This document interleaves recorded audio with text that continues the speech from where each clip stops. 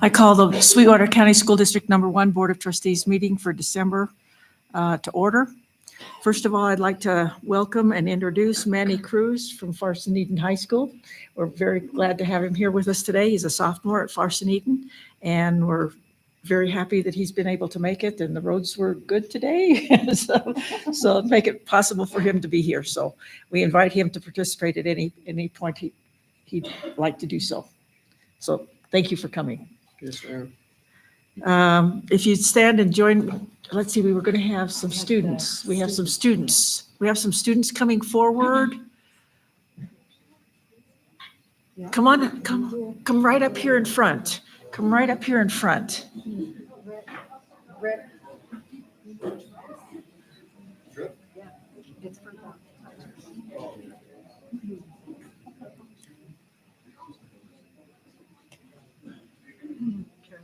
might want to tell them to come up front.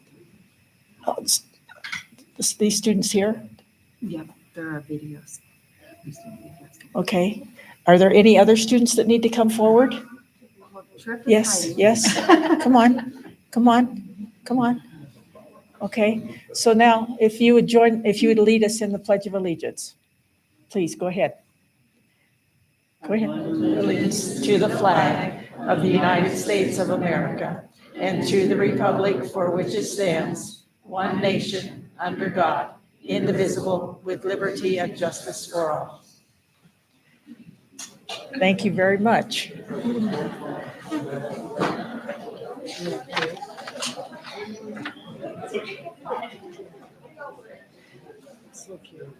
We'll now proceed with the recognition portion of the meeting.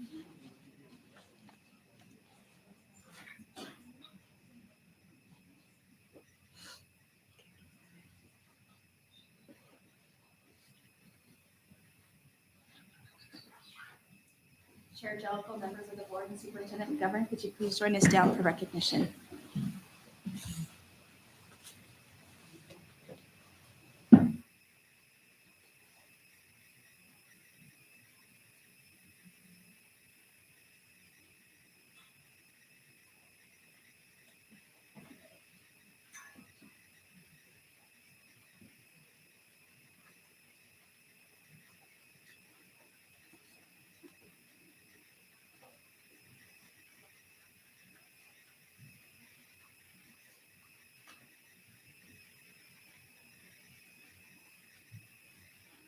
Manny Cruz is our student representative from Farson Eden High School. There we go. We would like to thank Manny for joining the Board of Trustees this evening and sharing a fresh student perspective. Manny's attendance sends a positive message to all of the student body to become involved in a respectful way. Our students are capable of great things. Civic engagement is one of those things. Thank you, Manny.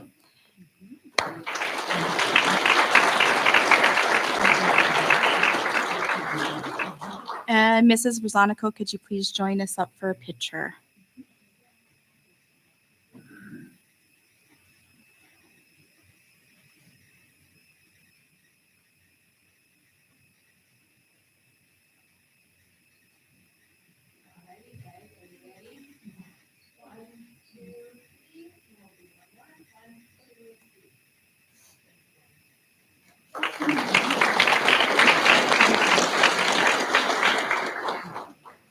Sweetwater number 1 had a great turnout at the Select Committee on School Facilities meeting in Cheyenne back in October.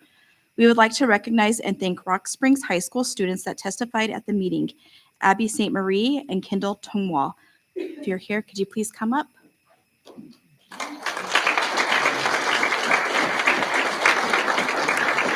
Yep. Rock Springs High School administration.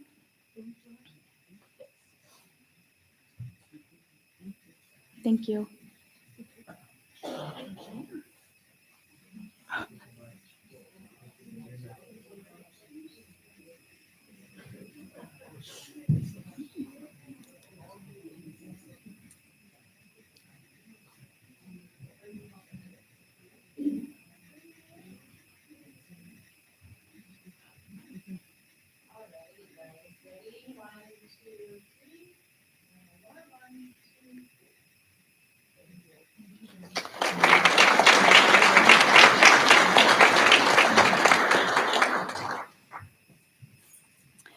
Sweetwater number 1 is in the process of developing the next 5-year strategic plan.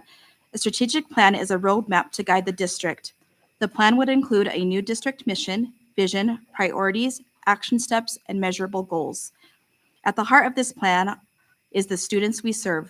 Superintendent McGovern, Chief Information Officer Stephanie Tolman, Chief Academic Officer Jody Gardner, and Network Specialist Zach Gunyon visited schools spanning preschool, K-3, 4, 6, 7, 8, and 9, 12 to hear directly from the students. Here's what they had to say.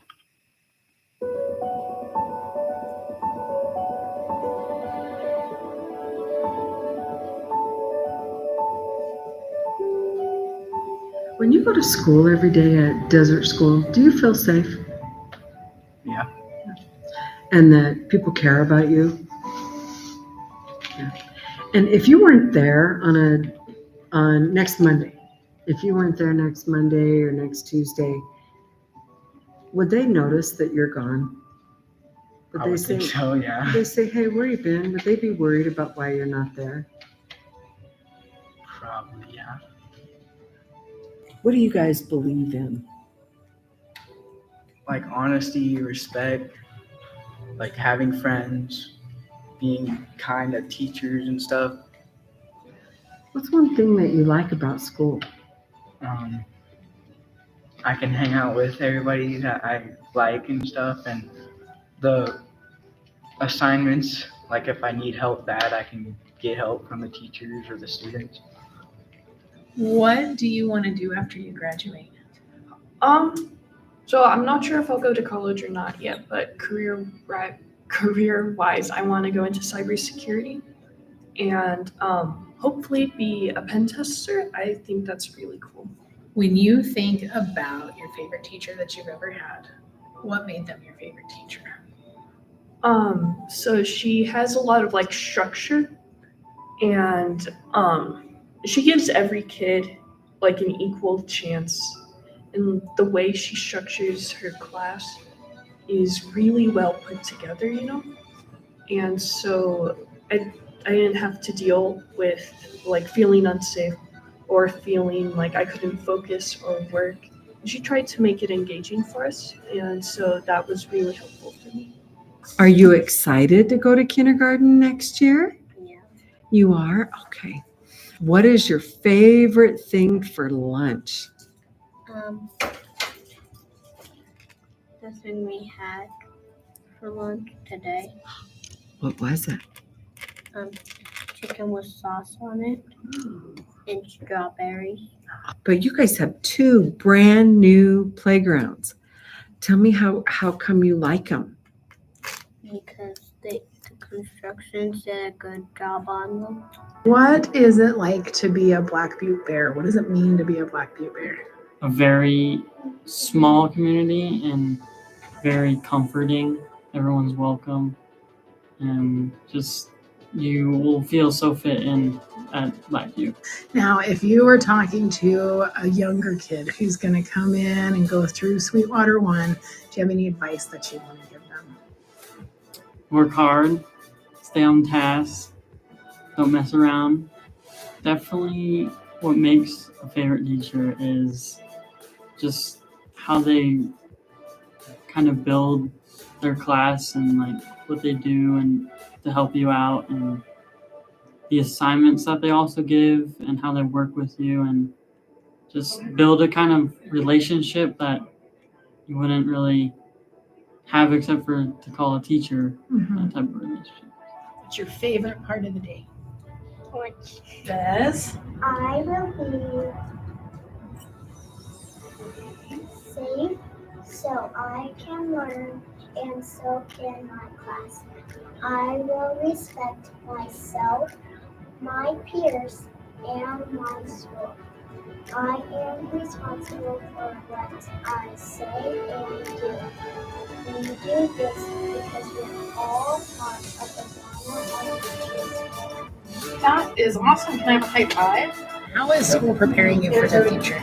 For me, school is preparing me in the future for like working, like the mines and more like labor type of jobs, like a mechanic and whatnot. Why is Sweetwater County a great place to live?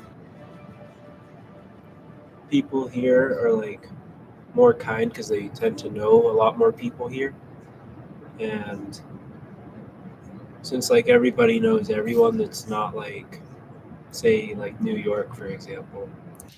So tell us why Desert School is a great school. It's a great school because all the teachers are there to help you. They offer you stuff that other schools wouldn't, and the teachers there are great. You could joke around with them, have fun, just nothing too much so you don't get in trouble. What does it mean to be a coyote at your school? To be brave. Okay. To be smart. To be kind. To be responsible. To be respectful. What does it mean to you to be a Rock Springs Tiger? It means that we go to a school where we're getting people ready for college or even their future. What do you want to do after you graduate? I'm either gonna go into the army for welding for the army, or going somewhere for the oil field. What is your favorite part about school? Definitely like the hands-on projects for like metals, woods, and all that other stuff. And tell me what you love about your teacher. I like her because she's really nice to me. Can you tell me, what do you love about school? I like doing math And how come? What is it that's so great about math? because it teaches you a lot of things. Are you a North Park Lion? Yeah. What does it mean to be a North Park Lion? So friendship. Tell me, what is it about a good teacher? So she's one of them. There's lots of them. But if there was one quality that they do that helps you come to school every day, what is it? One quality I have to say is like helping you understand things. If you don't, I think that's one quality that helps me like coming to school, is that they help us understand things that we don't understand. What is it about the junior high that prepares you for real life? That prepares us for real life. I think the consequences do. Like if you were to get in trouble, there's good consequences. I like the teachers. They are really great. They do good at their job. I love the letter W. You love the letter W? Yeah. W for walnut. Walnut. Yeah. Be a walnut squirrel. I want to go to school here so that I can be a squirrel. Yeah, but I'm gonna get squirrel too. You like being at Walnut? Yeah. Yeah. What do you like about Walnut? Playing Play-Doh. What's important about a school that makes it a safe place? No judgment, and just people being able to talk to anybody that they need to when they need it. What makes Eastside such a great school? What does it mean to be an Eagle? I think that everybody in the school is like it's the best thing about it, because it's like everybody is very sweet and understanding, and then it like feels amazing to be an Eagle because I know that I have a bunch of people that can help me and care for me. So when you stop and think about your favorite teacher, what was it that made them your favorite teacher? It would be the fact that they're open to be themselves around me, that they can joke and they can take jokes and have fun in a classroom setting, as well as take things seriously when needs be. Have you gotten any certifications? Right now I'm working on my OSHA 10 certification, and I'm hoping to get my Snap-on tool ID and possibly some ASE certifications.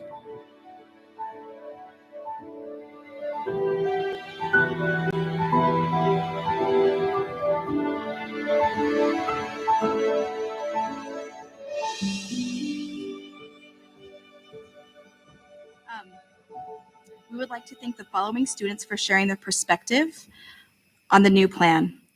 Lucy Schenkel, Jason Becker, Bo Searle, Kinsley Snow, Elliot Sosa, Anthony Cruz, Travis Millard, Tommy Venzer, Trevin Copeland, Aaron McCrae, Ethan Green, Gavin Tongate, and Trip Baker. Thank you for being a part of the support process. We would also like to thank Jody Gardner, Debbie Veras for their work in the process, and to Zach Gunyon for his continued support in putting this video together for the district. If you're here, could you please come up?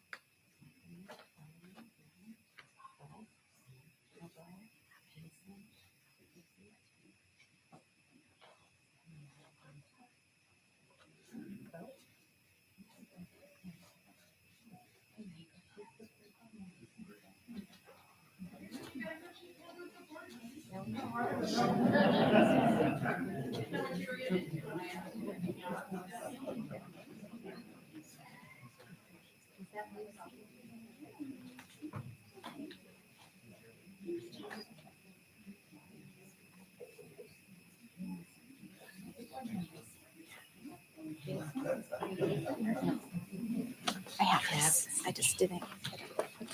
Good job. Thank you.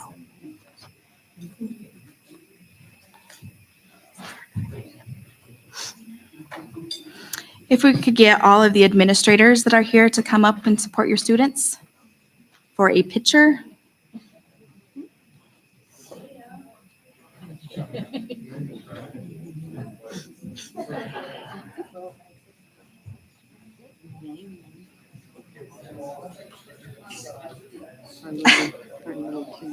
It's so cute.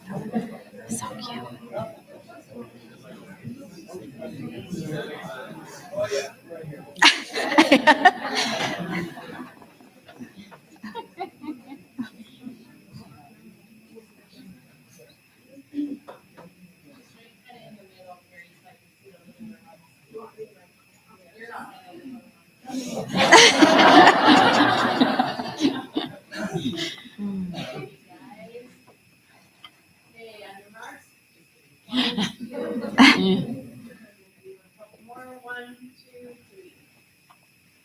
Awesome.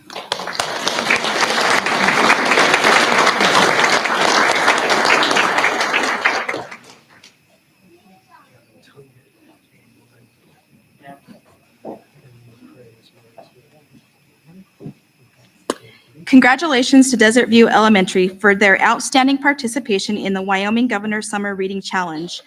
Desert View achieved the highest student participation rate in the state, earning a visit and congratulations from Wyoming Governor Mark Gordon last Wednesday, November 29th. We would like to extend a special thank you to two Desert View teachers, Travis Toomer and Rachel Ungren Allen, who were instrumental in organizing the reading challenge for their school.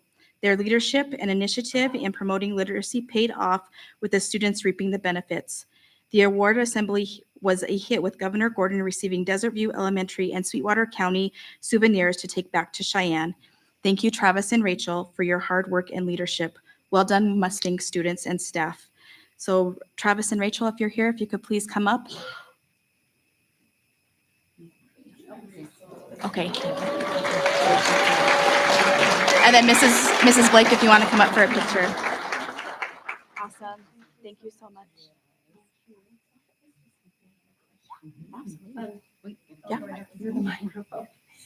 Thank you so much for this recognition. I also want to thank our Desert View teachers who worked during our summer program. They read with many of our students, and because of them, they helped to achieve this award too.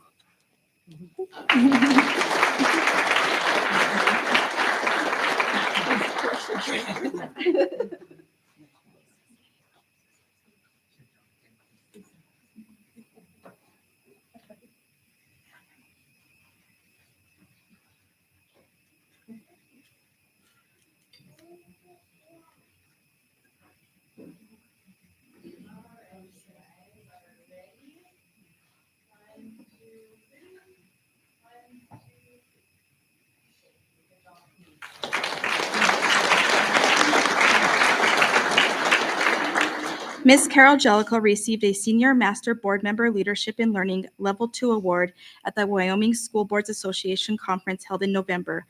The award was in recognition of outstanding achievement in school board leadership training for 2023. Congratulations and thank you, Ms. Jellicoe, for being a part of a group of trustees who believe that certification increases board members' credibility by demonstrating the community that school board members are a serious public servant. Thank you so much.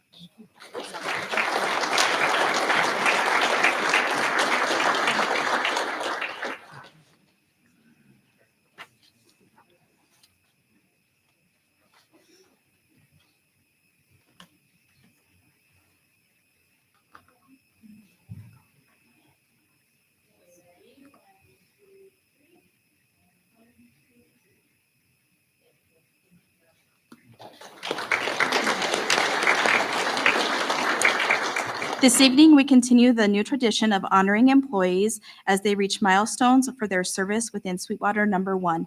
Tonight, we would like to recognize those employees that have completed 10 years of current service. Many of our staff have served in various schools or departments over the years. So this evening, we will mention their current role, and employees will be called up by their school or department with their administrators or directors. Thank you to the following employees. At Black Butte High School, Bryant Blake, the principal, and Darren Anderson, physical education teacher.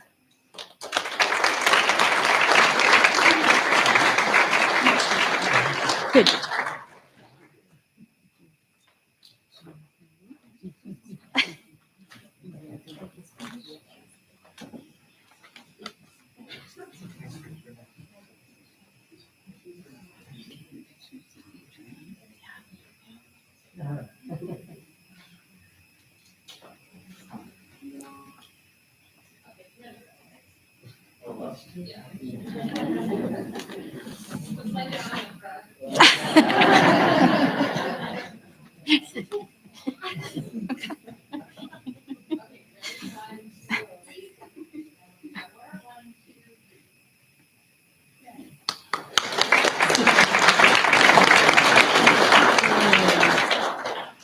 From the Central Administration Building in the Business and Human Resource Department, Sherry Bowles, accountant, and Callie Spicer, human resource generalist.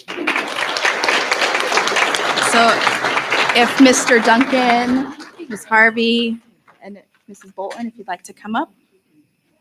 Good job, Callie.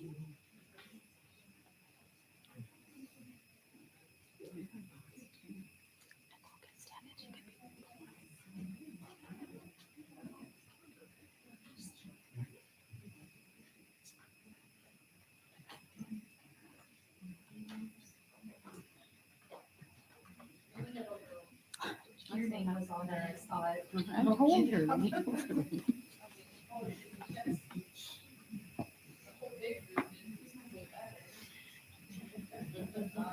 Ready? 1, 2, 3.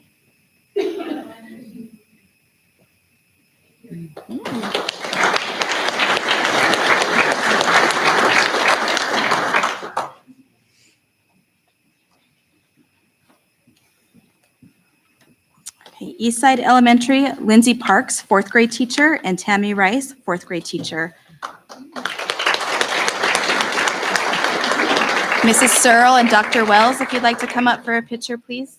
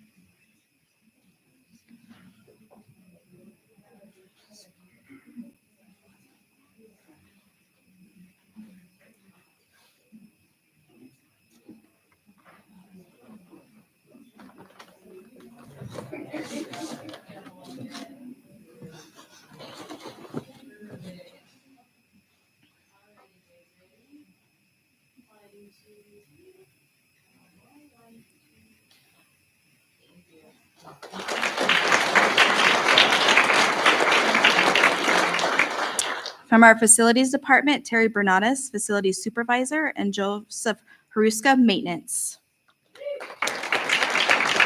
Mr. Celeroli, and if Mark, is Mark here? Is Mark here? Okay.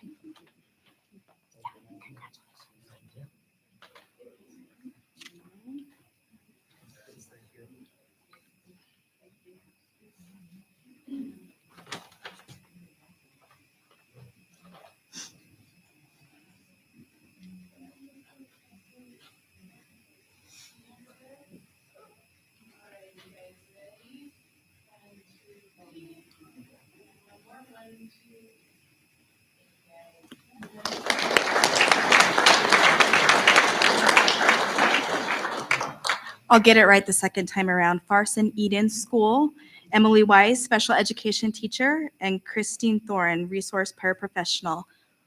If you're here, if you could please come up.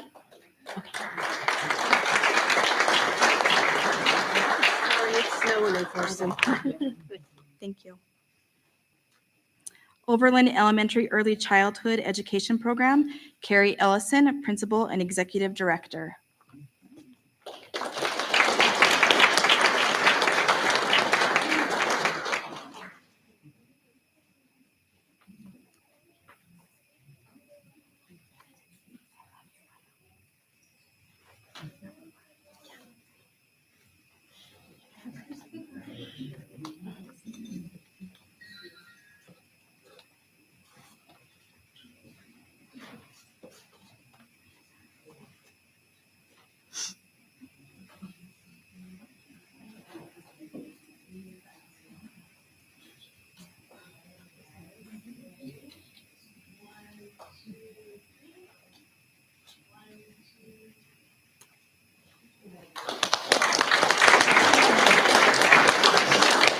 Nutrition Services, Shauna Larson, Assistant Nutrition Services at North Park. So if Mrs. Aramosby and Mr. Group can come up.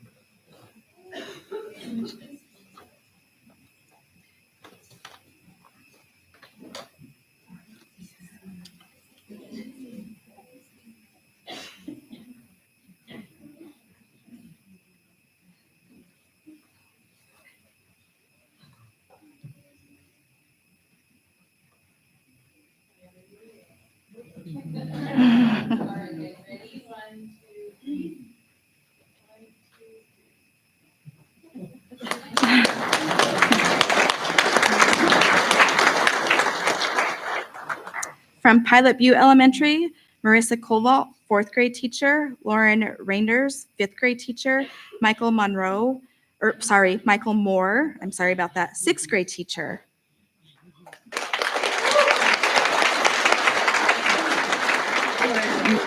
Mr. Marcy and Mrs. Otter, if you could come up. Congratulations.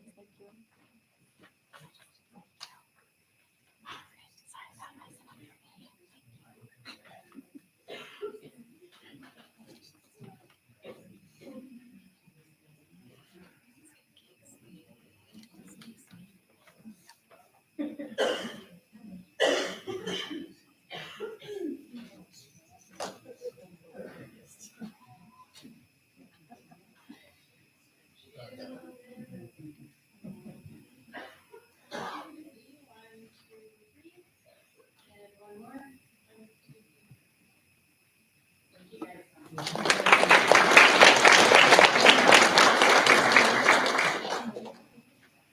Rock Springs High School, Casey Walker, career and technical education teacher.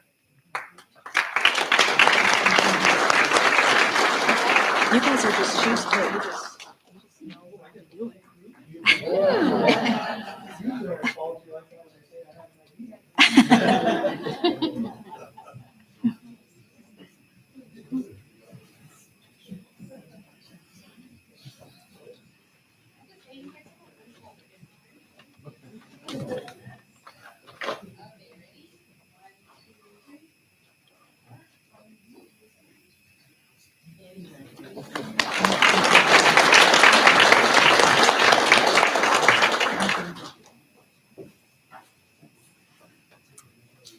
Rock Springs Junior High, Misty Brendan, Social Studies teacher, Bradley Profizer, Career and Technical Education teacher, and Mandy Bryan, Registrar.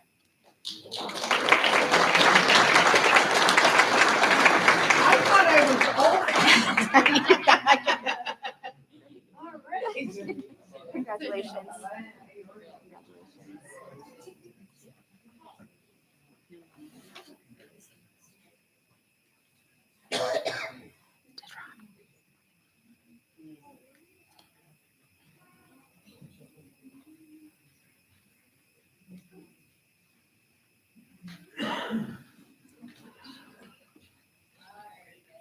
Do I pull it up like I earned it? Or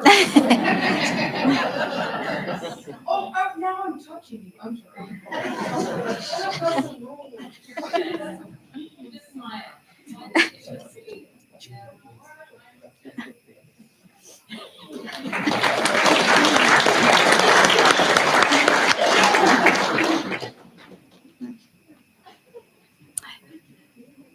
Sage Elementary, Darcy Punches Mickelson, Principal.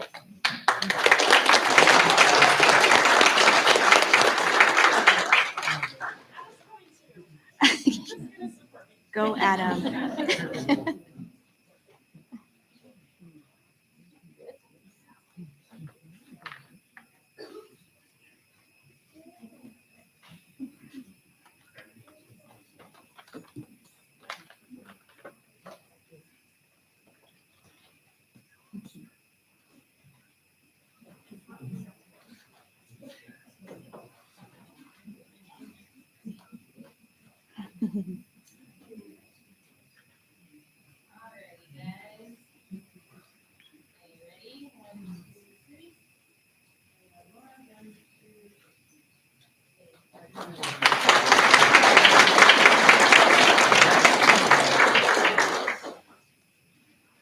Stagecoach Elementary, Caitlin Cruz, first grade teacher, and Misty Walker, special education teacher.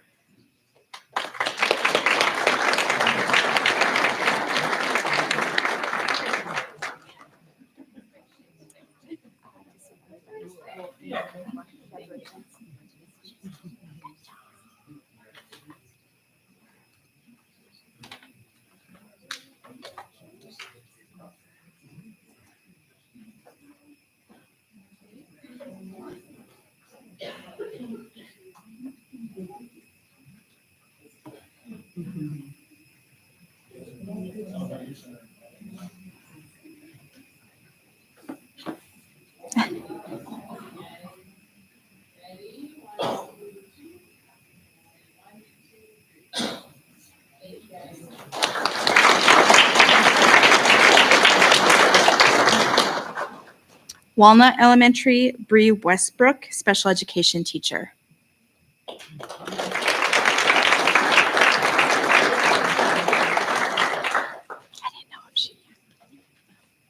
Awesome. Thank you so much. Okay, that concludes recognitions for tonight.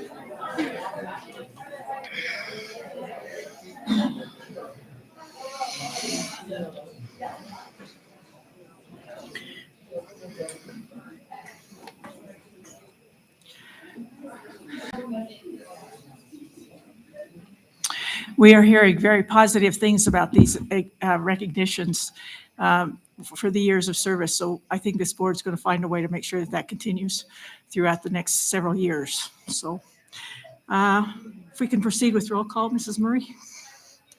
Mrs. Cochran? Mrs. Schumacher, Here. Mrs. Summers, Mrs. Thompson, Mrs. Wood, here. Mr. Wright, Chair Jellicoe. Here. We do have a quorum.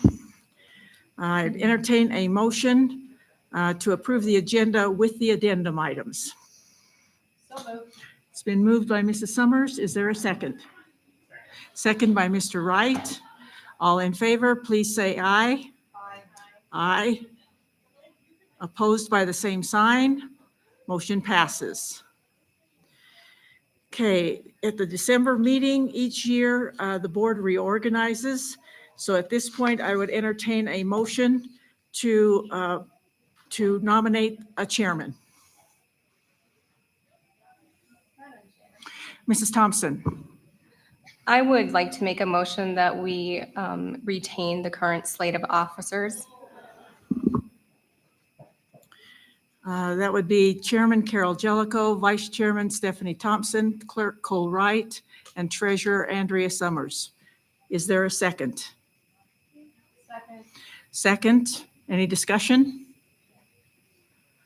All in favor, please say aye. Aye. Opposed by the same sign.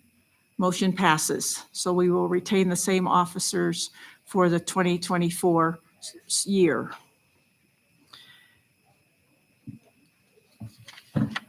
Okay. Item number 5 is a discussion on the timeline and logistics for the hiring of the new superintendent of schools. You have received a copy of the revised superintendent search proposal from WSBA. You'll notice there that the board has completed the characteristics survey. There's a couple of decisions we need to make during this discussion tonight, and then the vacancy will be posted tomorrow. And then a couple of things that we need to do, or some dates that we need to decide, so you can look at that proposal and note that hopefully in March we are able to settle on a superintendent and offer a contract. So that would be the proposal. The second paper on the back side of that paper, WSBA has provided some preliminary salary data.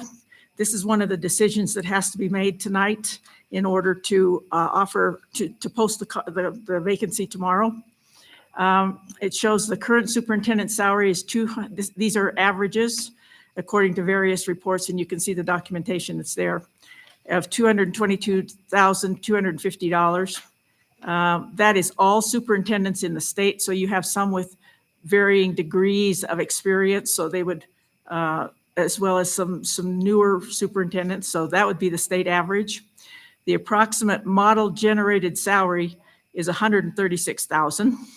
The average Wyoming superintendent salary, according to the model, is $144,074. The adjusted model salary is $170,000. And the average salary from comparable districts, which are included there, that's Laramie 1, Natrona 1, Campbell 1, Albany 1, Sheridan 2, Lincoln 2, Teton 1, and Uinta 1. That average salary is $190,102. So I've spoken with Mr. Duncan, and Scott, would you like to kind of give us some feedback on your part? Sure, of course. Madam Chair, Board of Trustees, Superintendent McGovern. Yes, I would support the $170,000 level with the understanding that any negotiations that happen after that would be over and above. So in addition to that amount. The way it will be stated in the posting for the vacancy is that the salary would not be less than $170,000. So then, depending upon the candidate's experience, background, skill set, those kinds of things, then it would be negotiated above that. And that negotiation would take place once we settle on a candidate. Any questions on that?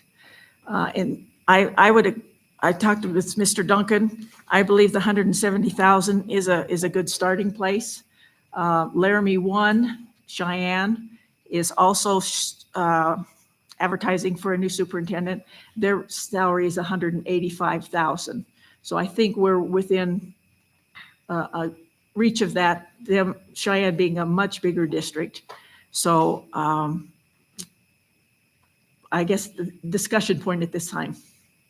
Like I said, this is one of the things that we have to decide tonight in order to have it posted tomorrow. Any thoughts? What was the proposed salary? 170,000 No, that you did last time, that we had last time. Do you know? that we had last time. You hired a superintendent. Well, but that was, 11 years ago. I know. Yeah, I with the inflation and stuff like that, that's why these are adjusted. You notice the approximate model generated salary, that's in line with the $37,000 that we're paying teachers. We know that that's not happening. So that's why, in my mind, the 136,000, the 144,000 aren't even reasonable. Mrs. Summers?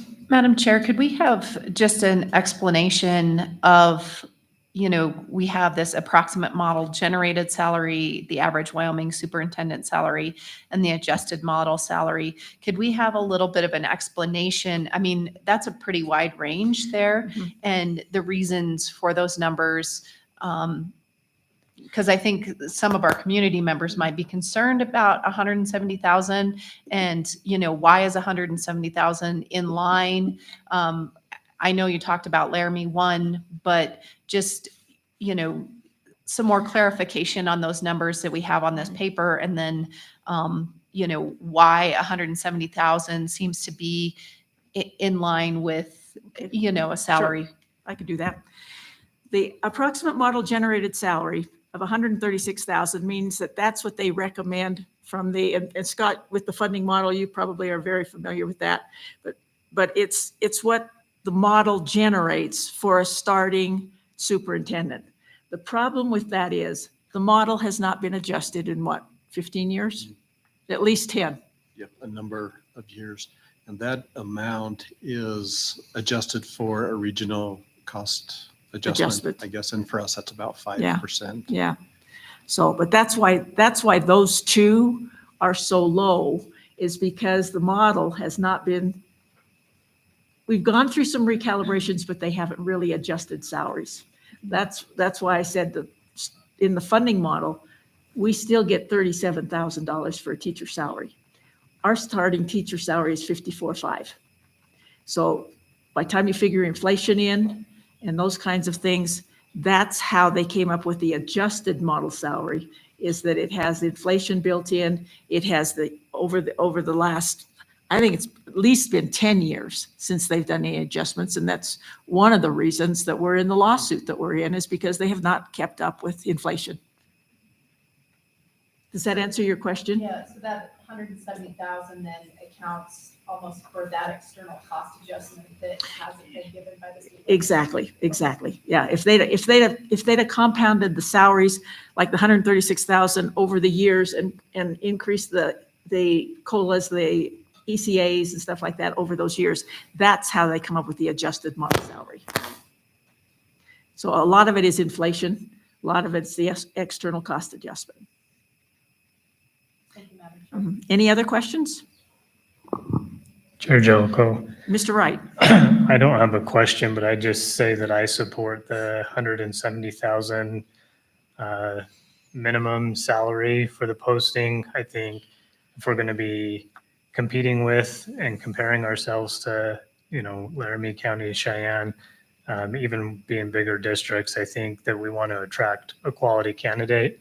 And similar to the comments that were made on how much we're spending and looking for a candidate, I think the salary needs to match that, and we want to attract the best.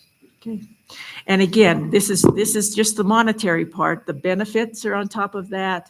Whatever allowances, kinds of things, a vehicle or those kinds of things would be built into the negotiations moving forward. This would be just the money part. Does that clarify that for everyone? So I would entertain a motion to advertise the position at a starting salary of $170,000. It's been moved. Is there a second? Second by Mrs. Wood. All in favor, or any further discussion? All in favor, please say aye. Aye. Aye. Opposed by the same sign. Okay, then I will contact Mr. Farmer and let him know that that's the low salary that we will pay. Okay, the next question is on the proposed timetable. You'll notice as we go down, advertise the vacancy, that will be done tomorrow. The next one is to meet with WSBA to discuss the process. This meeting is important, and I'm asking you to put it on your calendar so that we have all the trustees in attendance. But this process date, WSBA will extend what their interview period looks like, so that to give you a basic outline, schools, the candidate will come in and visit schools during the morning, probably have lunch with the central administration building staff, then maybe visit a few more buildings. And we set that all up. So this process meeting is to establish those kinds of things. And then there will be some committee meetings in the afternoon. So, depending on what we decide, do we want a leadership team to have a meeting with the person? Do we have community members that we want to have meet with the individual and get input from all of these stakeholders? And so we'll set up the committees that we want to have so that we can start establishing those. And that will all be done the week of the 22nd. So I'd like you to check your calendars and see which day the week of January 22nd we can all commit to.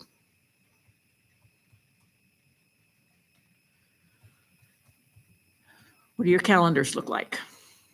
Madam Chair, I already have a meeting scheduled Monday the 22nd. Okay. I've cleared it with them. It's the week of. So, okay, so if it doesn't have to be on a Monday, clearly. What does a Tuesday look like? How about a thumbs up if Tuesday works for you? No? Okay. Okay. You're right. Thank you for that reminder. Wednesday, the 24th. Wednesday, the 24th. Okay.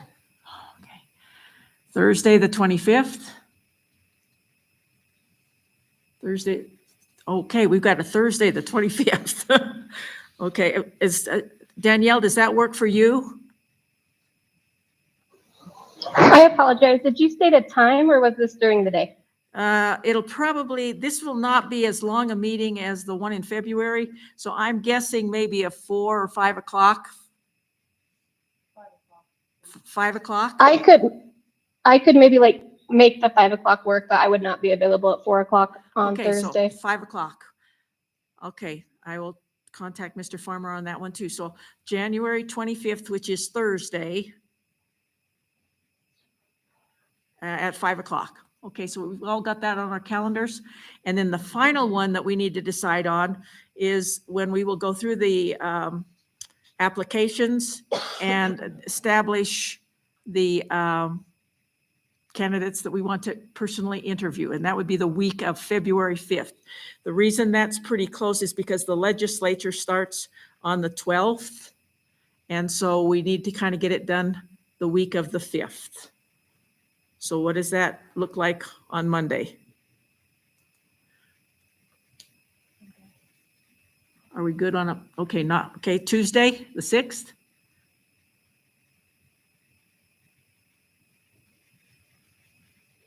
Tuesday, the 6th? Okay. Danielle, does the Tuesday, the 6th work for you?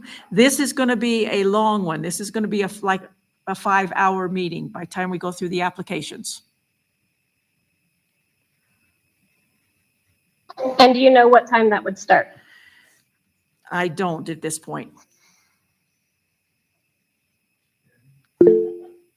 I guess it depends on how late we want to go. Fair. As of right now, Tuesday does work. It just depends on my schedule as to what the start time would be and everything there. Okay, so Tuesday, the 6th. I will talk with Mr. Farmer and then maybe send out an email kind of thing to give you a better time frame. But this, like I said, this is going to be a long one. This is at least a 5-hour meeting. So I'm hoping that we could start maybe at least by 5. That still takes us till 10.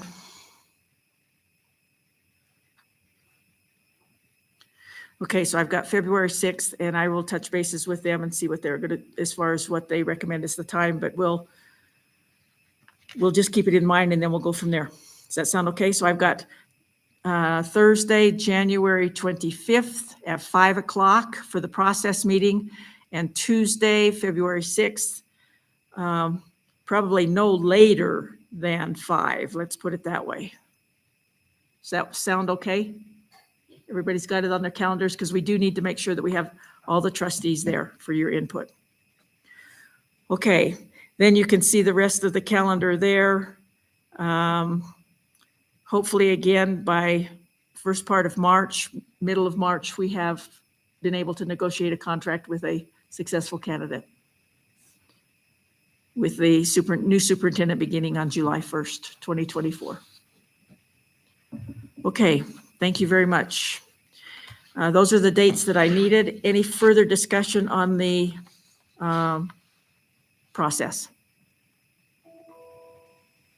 Okay, then we'll move on to the next item, the superintendent reports.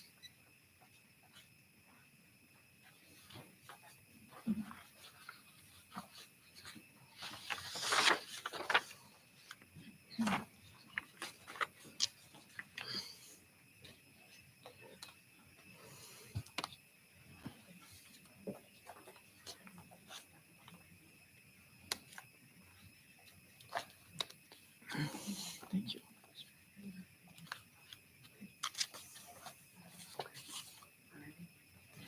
Well, good evening, Board of Education, and also to our community. I wanted to talk to you a little bit this evening on the composition of the strategic plan. This strategic plan actually is in the form of a draft, and the years that it would expand is 2024 through 2029. The composition of this plan started off a little bit different, and I want to share that with you, and then I'll describe a couple of the parts that I facilitated, and then also when we changed over and Jody facilitated our third meeting. We had a committee that came together. We met for a total of 3 meetings. We had a 4th meeting that was scheduled only if the committee felt that it was needed. When we started, here's some information about the number of people that served on the committee.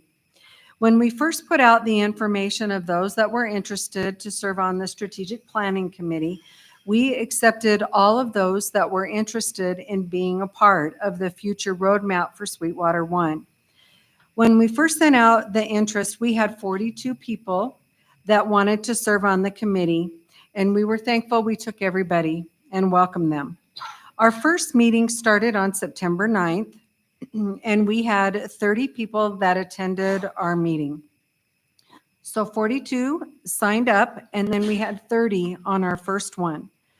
On our second meeting on October 18th, we had 30 people that composed our committee.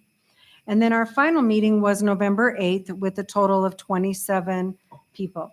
This was parents, community members. We had people that worked in the district from various positions. We really wanted input from a wide variety of stakeholders.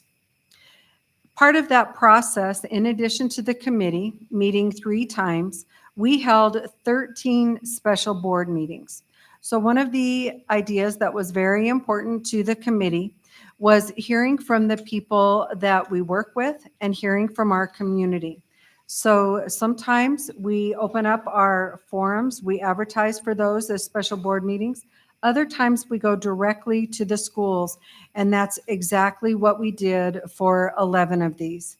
We started actually last April, towards the end of last school year, and that was with a community forum here in the boardroom.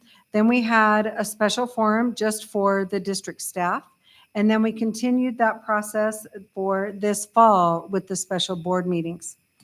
As part of that, we held student interviews that you all had an opportunity to view earlier this evening. The first couple of meetings was geared towards data review. And did we review data? So in starting for all of those, one of the documents that Zach is going to pull up for us was the profile of a graduate. This work right here actually stems from the governor's office to a group that he put together called RIDE, working with the State Board of Education and the Wyoming Department of Education. This document here has 4 areas that are geared towards what we would like as a state for our graduates to look like. What do they learn? Are they ready for work? Do they contribute to society? And do they thrive as a citizen in those 4 areas? The State Board of Education will be continuing this work and sharing more information in the time to come about profile of a graduate. On those first 2 meetings, some of the information that we reviewed include the following data. We looked at our fiscal profile. How is funding for districts and in the state of Wyoming, how do schools work with the block guarantee? We hear about that a lot. How does money come into schools? How is it generated? How are items determined to be on a budget? We went through that with Scott Duncan. And then we also had a fiscal profile and projections for the next 3 years. When you have your strategic plan, whatever your goals are, and it is board approved, then you want to align your resources to what those goals are. So when we go to measure those, we essentially put our money in the right spots. We also reviewed a teacher efficacy survey. In addition, student performance data, several pieces of performance data. In addition to school performance reports, we looked at proficiency in reading, in math, in several areas, and also trend data over time, not just last year, but several years before that. We looked at school improvement plans and what were the focus of all of our schools. The Board of Education approved school improvement plans in October. They're due to WDE November 1st. And so we reviewed those to see what are our schools focusing on when they reviewed their own data specifically. We had several data that came from climate surveys. We looked at parent surveys, teacher surveys, student survey data. We also looked at staffing allocations within the district and how are staff assigned to the departments and the schools that they serve. These took approximately the first 2 meetings for those. And so after we had this plethora of data, then we went ahead and we started to put that together.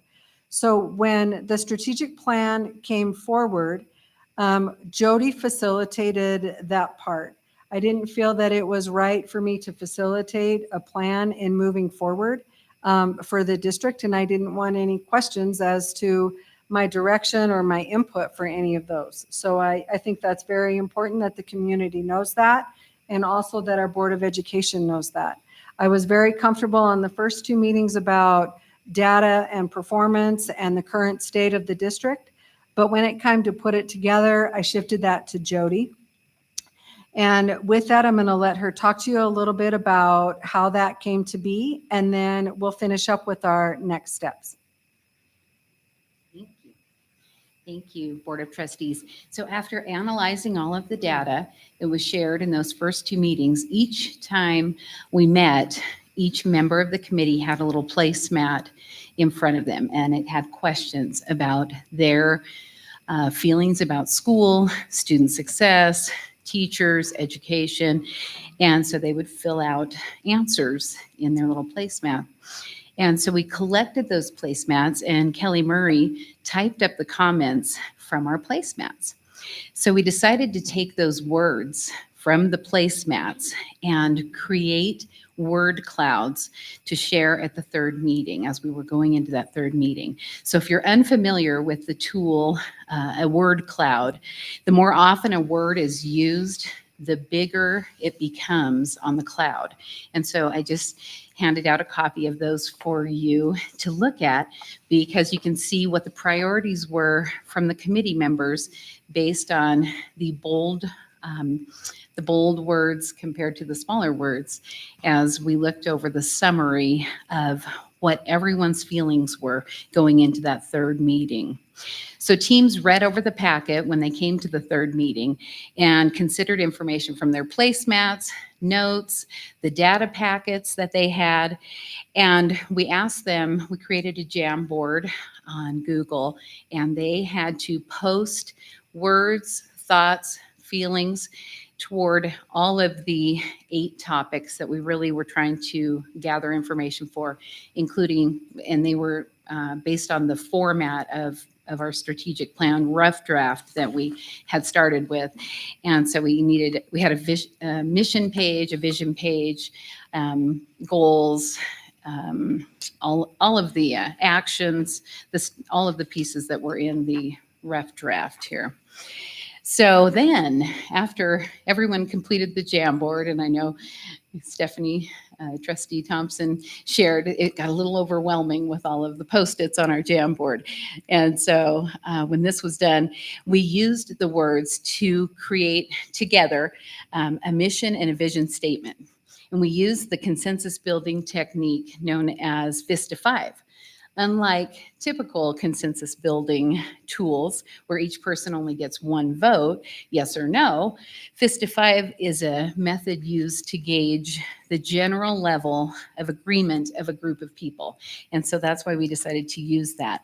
So based on the number of fingers that each person held up, it could indicate no fingers would be no way, I cannot support this.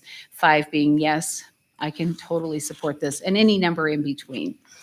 So after some wordsmithing and discussion, quite a bit of wordsmithing and discussion, almost all members of the Strategic Planning Committee shared 5 fingers, indicating support with the plan on the mission and vision and the information on the Jamboards. So then we were out of time at that third meeting, and we said we would send out a draft based on all of the things that were on the Jamboard, the messages that we heard from our team members, and we would plan this document and ask for feedback from the committee members.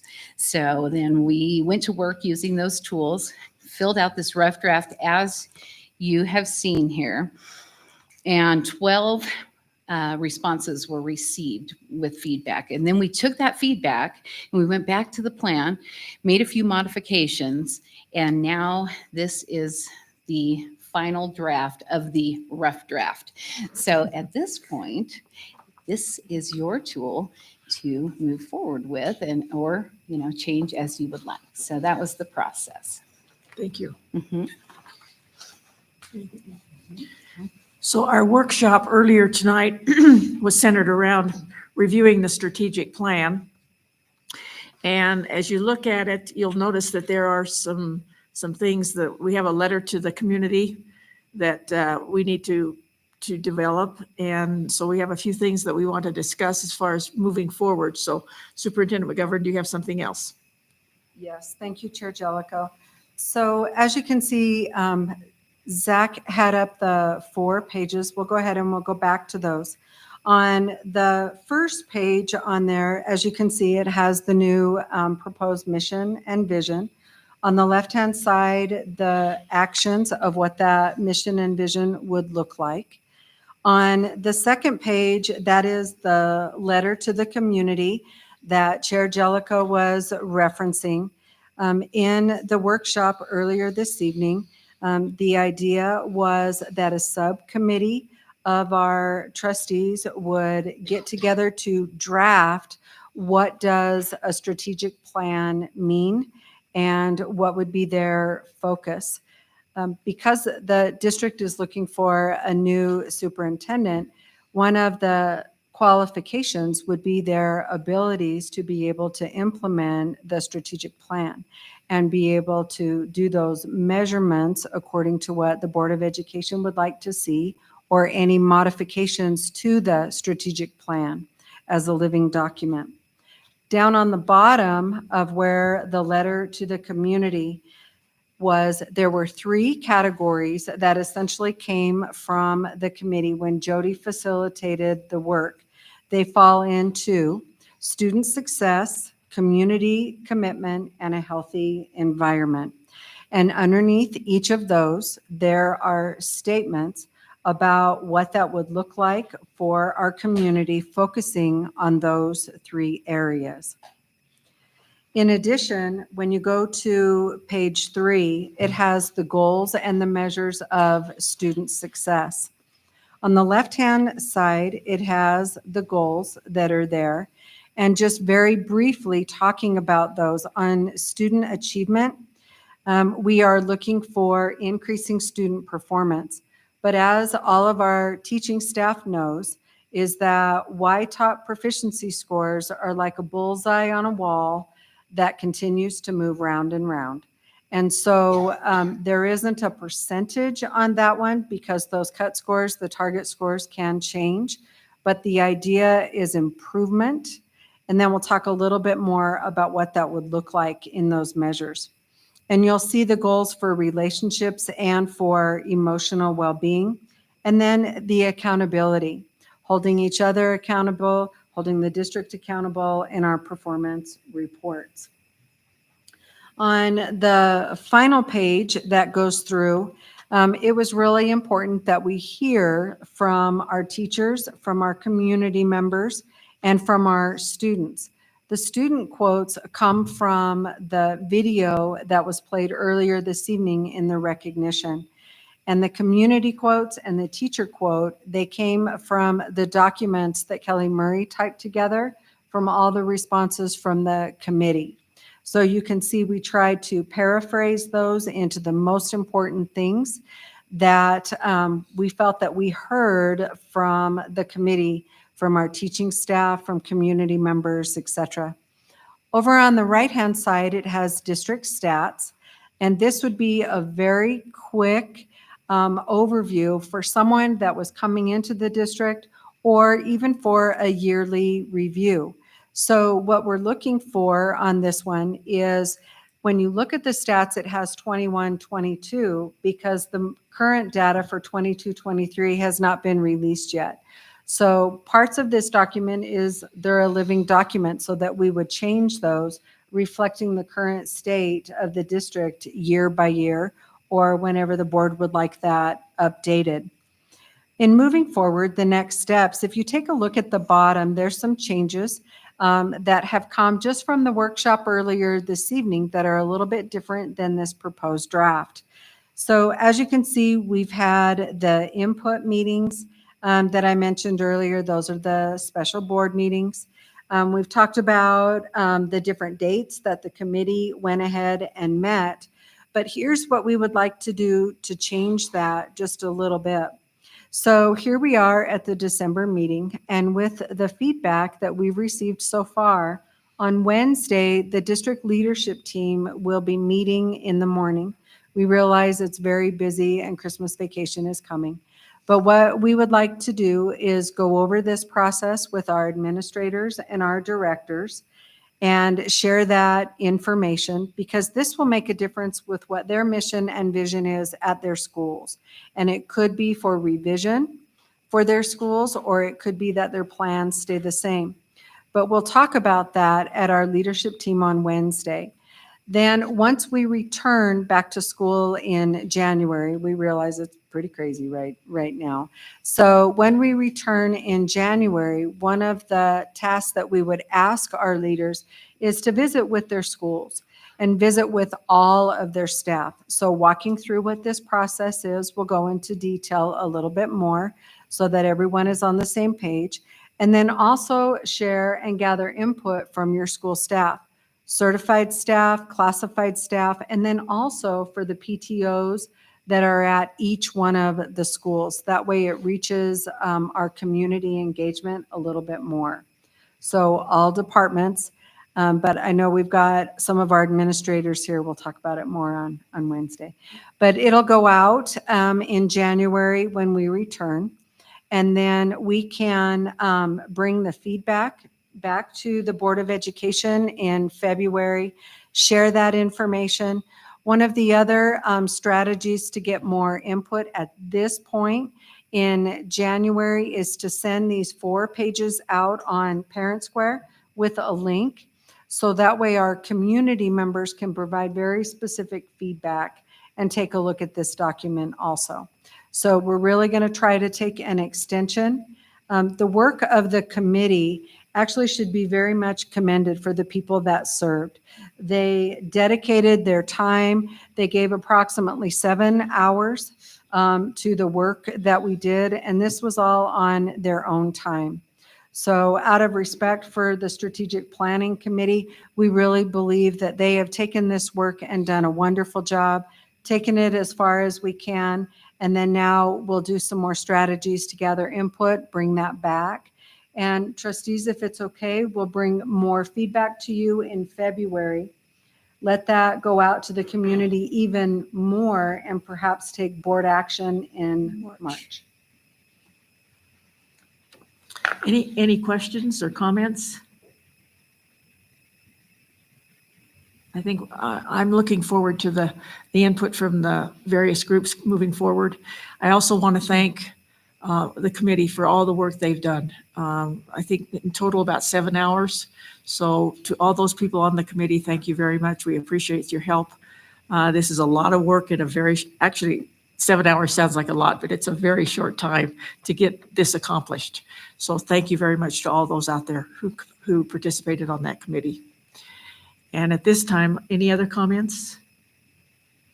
I'd like to ask for 3 volunteers then for a subcommittee to compose the letter to the community and then get that information back to us so that we can have that probably by February as well. So do I have 3 volunteers?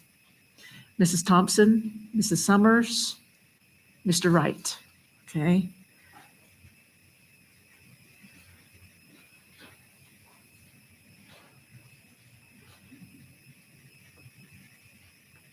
Okay, so we have a subcommittee and then we'll get that worked out and we'll move forward. So thanks to all those people. Thank you very much. Okay, 6B is the 2022-2023 audit report. Mr. Lund? Yes. It's good to be here. Appreciate the opportunity to meet with you all and go over this audit report together. You'll see the document's 84 pages, so we'll be here a while. I'll try to keep it brief and go over just kind of the main points. So again, my name is Jason Lund. I'm a partner at Carver, Florrick and James CPAs. We audit currently 14 school districts here in the state of Wyoming, and this is our first time auditing your school district. It was the first time auditing a new school district. It's always more work, both for the staff here and for my group of professionals as well. And so we're here on time. It needs to be filed by December 15th. And so we'll be able to have that done and filed with the Wyoming Department of Education. So to start off with, if we can open up the audit report so everyone can see that. And let's turn to page 5 of the PDF file. That's page 1 of the report. It has our letterhead at the top there. So this is this page right here. It's entitled Independent Auditor's Report. And you can see the first paragraph there says opinions. So you've hired our firm to come in and form an opinion over these financial statements, whether these financial statements are fairly presented in all material respects in accordance with GAAP. And it is our belief that they're fairly presented in all material respects in accordance with GAAP. You'll see that, there's a lot of numbers at play here throughout this. What we do as auditors is we make an audit plan at the beginning. We sit down and we start to gain an understanding of the internal control structure here at the district. And then for every single transaction class that's significant, we develop an audit plan and perform audit tests related to that. That involves with, say, for example, sending confirmation letters to the banks that they tell us back how much money is in the bank. And so then we can go and look at the reconciliations and the reporting of liabilities and make sure that that all balances up. We walk our way through that. We also send confirmation letters to the Wyoming Department of Education, to the county treasurer, and to others to confirm how much money have you sent, being these other entities, have you sent to the district? And we match that up against the district's records as well. And that gives us really good assurance over that, the revenue transaction class. And so that right there, that's page 1. Our opinion is a clean opinion over the financial statements. The next place that we're going to want to turn is further back in the report. That's to page 78 of the PDF file, and it's page 69 of the report. So on page 78 of the PDF file, yeah, that's the one. So under government auditing standards, because the district is a government, we are required to, as I described, gain an understanding of the internal control structure. And to the extent that while we're doing our tests, that we observe any significant deficiencies or material weaknesses in the internal control structure or environment, we are required to report that here. Pleased to report that we don't have any findings to report in connection with this audit this year. Okay, so next we're going to turn 2 pages down. So that's page 80 of the PDF file. Because the district receives more than $750,000 of federal money during the year, you're required to have what's called a single audit. It's an audit where we go in and we look closer at the grants and grant administration and grant compliance. So for the current year, there were 3 major programs to give us the coverage that we need under the standard here. And so the 3 major programs that we audited was the GEAR ESSER grant, the Child Nutrition Cluster, and then the 21st Century Learnings grant. And so as we go in, we look at all the compliance points that the federal government requires us to look at. That includes allowable costs, activities that are allowed and unallowable, allowable cost principles, cash management, reporting, subrecipient monitoring, others. And so we go in, we do this deep dive into each of those 3 major programs, and then we're required to report any significant deficiencies or material weaknesses that we identify, or any other non-compliance. And again, we're pleased to report that we found none. So all in all, a rather clean audit. I present, as you heard, 14 different school districts. We audit a lot of different counties and towns and cities here in Wyoming as well. And not all audit reports are this clean. And so I think management can be commended for their good work there in that regard. It sure takes, us and my team a lot of hours, literally hundreds and hundreds of hours to get through the audit, but it takes thousands of hours for the rest of the team to, get all this information in there on a monthly basis and handled correctly. So with that being said, what we'll do now, that's kind of the first phase of my presentation. Are there any questions before we move on to talking about the financial statements? Any questions? Please proceed. All right, we'll move on. Okay. So the next page that we're going to turn to is page 21 of the PDF file, page 15 of the report. So this right here, okay. So this is where I can get into trouble in my presentations because we get to talk about the financial statements, and I could probably blabber on about that forever. My grandfather, he taught me a thing, before he passed. He taught me that I was supposed to tell people the time and not how to build a watch. And so I'm going to try to tell you the time here. But if you want to know how to build a watch, I would really enjoy that, actually. It's like, nerdy accountants. I love what I do. And I love, looking through all these numbers and everything. And so here's the thing. The GASB, the Governmental Accounting Standards Board, that lays down the the law for what the district has to follow in terms of reporting in this report, they have made it really fun, where there are 3 different bases of accounting that are presented in this report. So this report here, so we're going to have the overview is you're going to have the full accrual presentation, a modified accrual presentation, and then more of a cash basis presentation. And they're all found inside of this report. And inside of this report, as well as just like extra fun, is that there's reconciliations between those different bases of accounting. And so then you can read and you can understand, you know, how we converted between these different bases of accounting. And so that's why governments are the funnest to audit, is because of that and the complication of it, which unfortunately I think that, you know, my personal belief is that, man, it kind of makes it complicated for the average person to understand these financial statements, but I'll give you just a quick overview and we'll see what we can do to learn a little bit of this.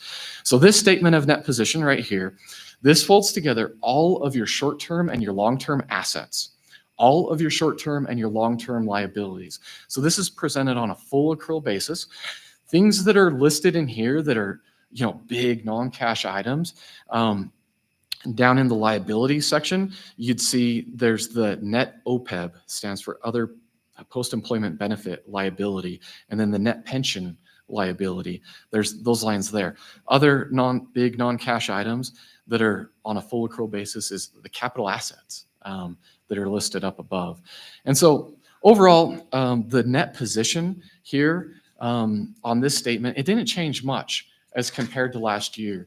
You had a pretty big increase in your net pension liability and a pretty big decrease in the other post-employment benefits. And those are all derived by actuaries who help, you know, derive that number. And actuaries are even more exciting than me. So, and they have better jokes. And so let's turn to the next page. So the next page, so that was the balance sheet that was presented on a full accrual basis. This now is the statement of activities that is presented on a full accrual basis. And so you can see here, you know, a lot of numbers, a lot of things going on here. The presentation as compared to last year, it's a little bit different. We try to jam it all into one page, so it makes it a little bit small when we're looking at it like this. But when you're reading it, hopefully that kind of helps. You're not flipping between pages. But this report here, like if you just look, we probably just want to look at the bottom line. Change in net position. You see that on a full accrual basis, there was a positive change in net position for governmental funds of $4.5 million. And then the business type activities, there was a positive change of, or a negative change of $300,000 for netting for total governmental, $4.2 million positive. The column to the furthest to the right is the school board, the foundation, right? And so those are the results for the foundation. So now we're going to turn to the next page down.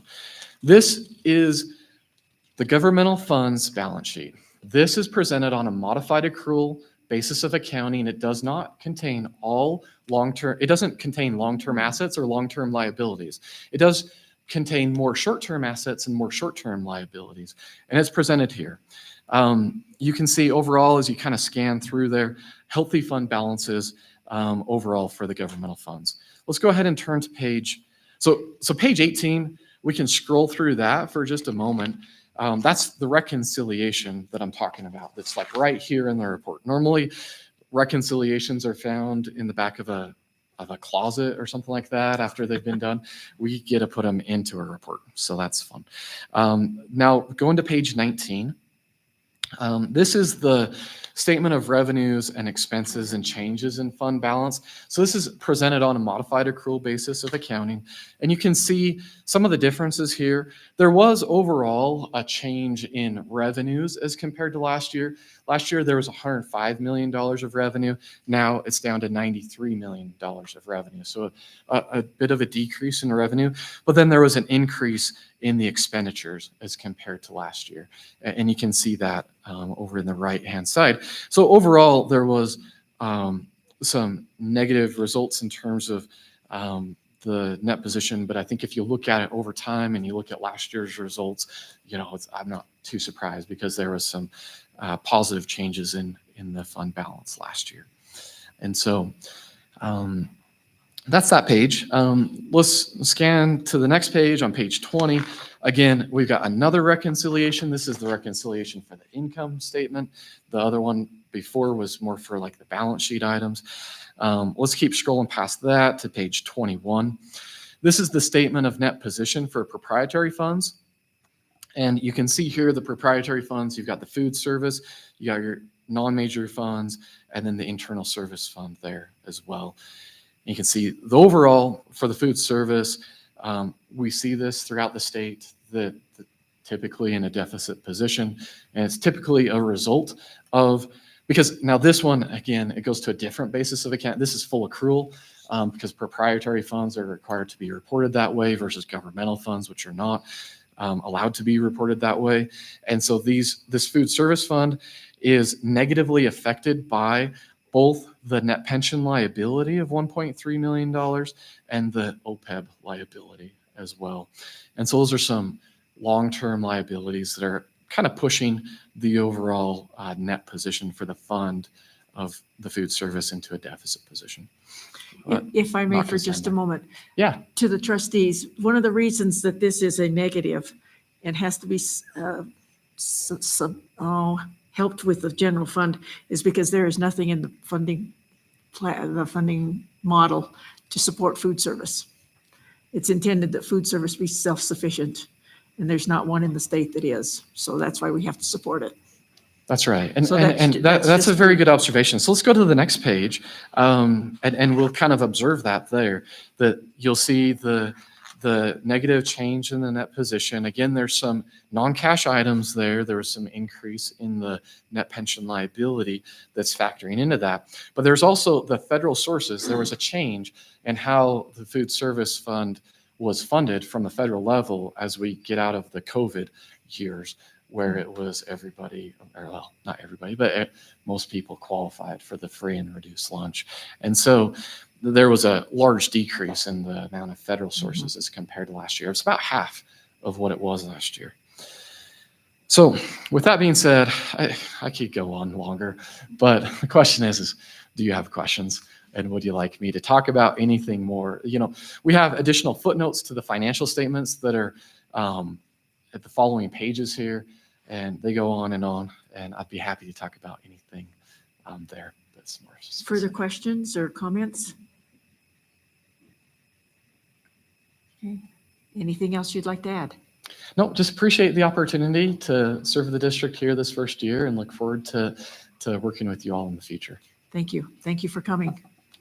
And I'd like to extend my thanks also to our business department, Scott and his staff. When he talks about the hundreds of hours they've done, the thousands of hours that you do. So thank you very much.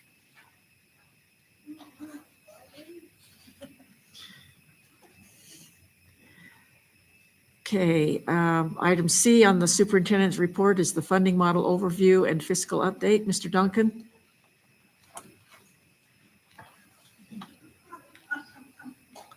Thank you, Madam Chair, Board of Trustees, Superintendent McGovern, and thank you for that. And I would like to give a shout out to some of my ladies in the office who did spend a lot of time in the preparation of this audit. Gina was a key player, Nancy, Sherry, the rest of the ladies in my office, and also in the cab as well. And as far as our new auditors, I appreciate the way that they go about doing their business, that when they first started in the summer, we had a chance to meet with them and go over some of the changes that may occur in terms of the presentation and the audit process. And one of the things that I really appreciated was the opportunity for us to submit a lot of our documents electronically. So when they came to do their field work in October, a large portion of their work was done already. So Good. I appreciate that. Thank you. Okay, it's starting to get late, but I'll cover what I need to cover. But if you have any questions, just jump in. Zach, would you be kind enough to bring up that document, please? So this is a high-level overview of the funding model. And so this is how we get most of the money from our state. There's two components, really, if you want to go couple of pages in, Zach? Yes. So there's what's known as the block grant, and that is driven mainly by the number of kids that we have in our district. So the number of ADMs, that's average daily membership. The second portion of that is the special education funding. And this last year, they separated those two components out before they were all in one funding model, if you will. But they separated out the special education beginning last year. Zach, can you go in one more page? Yes, thank you. So what you're looking at here is the model from the state. And so basically how it works is they've developed what's called a prototypical model. So they go out and say, okay, what does a standard school, for example, look like? Well, in this case, a standard school looks like it has, an elementary school has 288 kids. That sources 16 core teachers, an additional 20% of those teachers for specials. It also sources at-risk staff, aides, principals, et cetera. And so once you do that for all of the schools and on the district level, that's what they call their base resources. So you have the district level resources and then the school level resources. On top of that, there's what's called a regional cost adjustment. That's the orange box. And that's an effort to kind of stabilize the equity in terms of pay for where you live around the state. So for example, ours is a 5% increase, but if you go up to Jackson, theirs is much, much larger than ours. And so that's what takes care of that. Also on that too, there's an external cost adjustment. And this one here, historically, the legislature has not given a sustained external cost adjustment. This is mainly applied to the salaries and benefits, so not all of the line items get an external cost adjustment. There are 4 components. There's the professional salary, non-professional salary, then there's utilities, and then supplies and materials. And so that's how they get their external cost adjustment. On top of that, there's, we call it 100% reimbursement for transportation. So that's the program that gets our kids to and from schools and also to our athletic events. And when you lump all that together, that's called our foundation guarantee.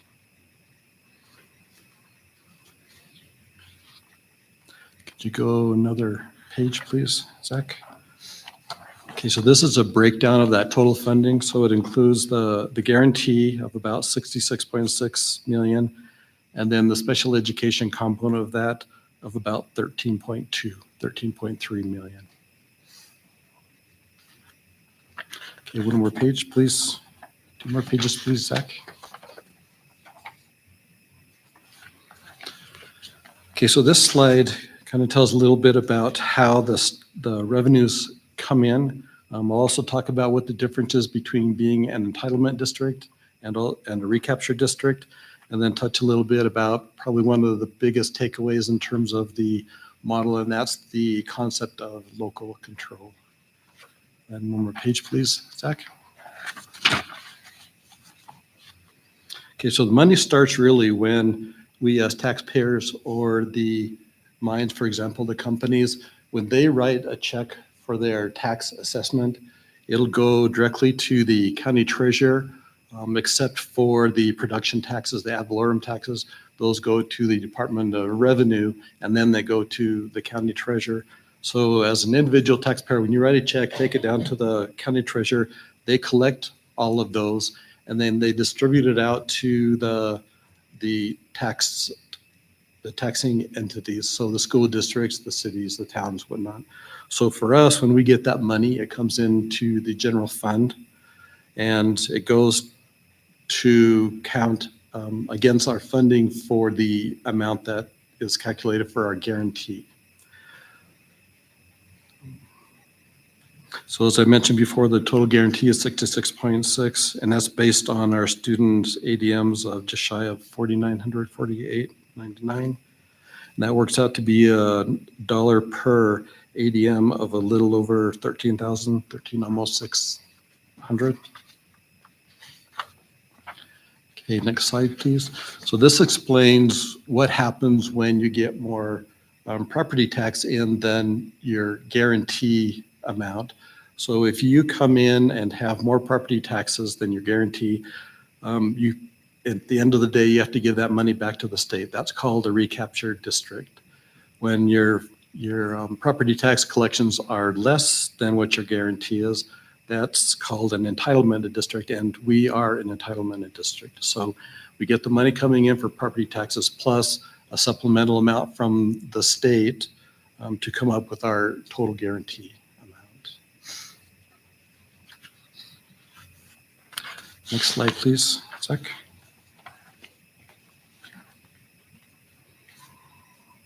Okay, now to one of the most important concepts. I believe that it's important to remember that the model, as Madam Chair has mentioned multiple times, and she's 100% correct, is that it's a funding model, not a spending model. So the amount of money you get is not necessarily how you should spend it, but that's where local control comes in.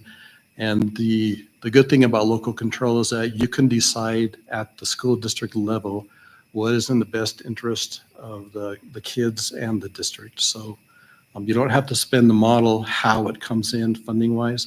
We're allowed to determine based on priorities what are in the best needs of the schools in the district. And with that, I stand for any questions. Any questions? Mrs. Summers. Yes, Mr. Duncan, can you, I guess I saw that they've pulled special education funding out, and it used to be part of the block grant. When did they do that and why? Yep, they did that last spring. And I believe the reason that they did that was to separate at the state level the funding they get from the feds for special education versus the funding that comes from the state. So I believe they did that to make that distinction clear, whereas before it was not. Now, at the end of the day, we would get the same amount of money regardless of whether it was in the model or outside the model, but it was a mechanism at the state level to clearly show that the monies that are given to the districts are the non-federal money. And I know a few years ago, they capped that funding for the districts. Is that still capped? No. Or is it's 100% reimbursable now, or? Yes. Okay. Yes. Yeah. There were 2 years when it was capped, and our district took a hit for across both years of a little over $670,000. So that cap, yeah. But it is a reimbursement thing. So if we expend the funds this year, we don't get them back until next year. Other questions or comments?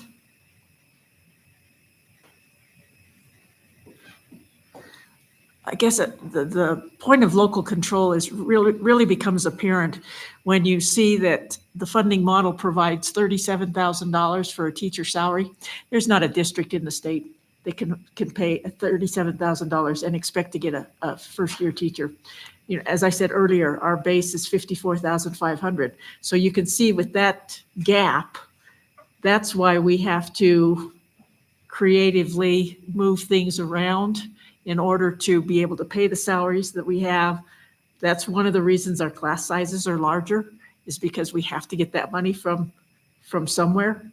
And it's created quite a problem. And that's part of the problem with the lawsuit, is that they have not updated their funding to what is currently needed by all the districts in the state. All 48 districts are in the same boat. Further comments or questions? Okay, thank you. All right, I've got the next item too. Okay, moving on to. It's the funding update. Okay, go ahead. Mm-hmm. Zach, if you please. Yeah, very good. Thank you. Well, you've seen a schedule like this before, but what you're looking at is this is a projection of our the current year we're currently in, plus the next 3. So what you're looking at is the top half are the revenues and our ADMs, and the bottom half are our expenditures and the cash. From left to right, the first column is the budget year we're currently in, and then the following columns as you move to the right are the ensuing fiscal years. To cut to the chase, if you go down to almost the bottom, there's a thin row of boxes there. And when it shows a 0, that's a good thing. That means we're balanced, that our budget is balanced. And so as you can see that our budget's balanced in this year, of course, we're projecting a balanced budget next year as well. The year after that, we're projecting a deficit nearly 4 million. And to bridge that, I'm thinking we're going to need some help from the state to be able to do that. The year after that, it's even a bigger deficit, a little over 9 million. Those deficits are mainly due to our loss in student enrollment, our ADMs, as well as increasing operational costs. What's in the projections, there's steps and lanes baked into the projections. What's not in there are any funds that would be needed for the virtual school or the daycare, for example. I won't touch upon all of the line items, but there are some that I would like to point out, if I may. The first one at the very top, the ADMs, and you can see that's where most of the funding deficit is coming from. So when you lose kids, you lose funds. The next one is toward the, it's the one in yellow, and that is the estimate for excess tax collections or tax shortfall grant. And this is important during the budget process because if you have excess tax collections, you either have to reduce your budget or you have to have cash enough to bridge that gap because the way the mechanism works is that their assumption is that you've collected those tax before the year in which you're going to need them. And so they basically reduce your funding by that amount. It works the opposite for the tax shortfall grant. That's if you don't collect enough as what you estimated, they supplement the guarantee amount by that amount. So you're not out any cash. The next line item is the health insurance fund transfer. And again, I mentioned this before, but a couple of years ago, we were able to shift the risk of a high cost claims year from the general fund to the health insurance fund. And so this is the mechanism by which we were able to do that. So on the expenditure side, we budget for a year-over-year increase of about 15%.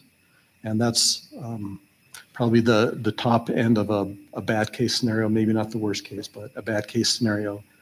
And so what we do is we have reserves over in the health insurance fund that we are able to transfer back to the general fund to kind of mitigate those high cost claims. So at the end of the day, the general fund budget's for about a 6% year over year increase. And so that's important because if you have a high cost claims one year, if that risk was still in the general fund, you would more than likely have to find other places in the budget to cut to make up for that increase in the health cost. So that helps on not only the current year budget, but also looking forward as well, that we can swing with a number of years of bad claims and still be okay in the near term.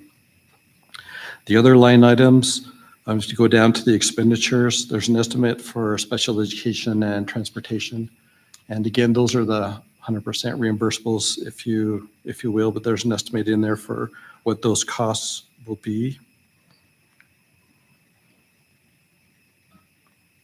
And then down at the very bottom, there's our total cash amount. So this would represent the amount of money that we have from the end of one year to start us at the beginning of the next year.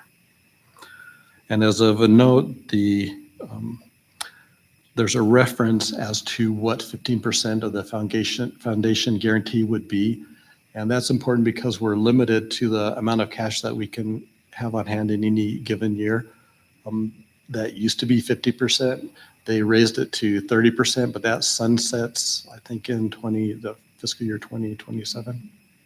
And so we still need to keep that on our radar, because if you go over that, that basically counts against you in your guarantee. So you end up sending it back to the state in essence. Nice. Dan, for any questions? Any questions?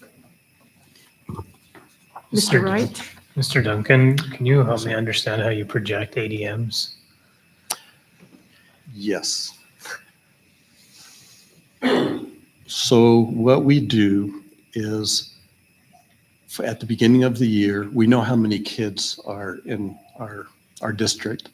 We have to report to the state what that number is as of October 1st. And so that's the baseline of where we start. Because if you use the very first day of school, for example, it fluctuates so much. So by then it stabilizes a little bit more. So that is what we use at a base.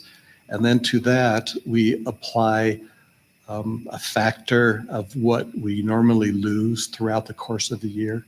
And for us, it's roughly 2.5%. So we try and estimate how many kids we're going to lose basically by the end of the year.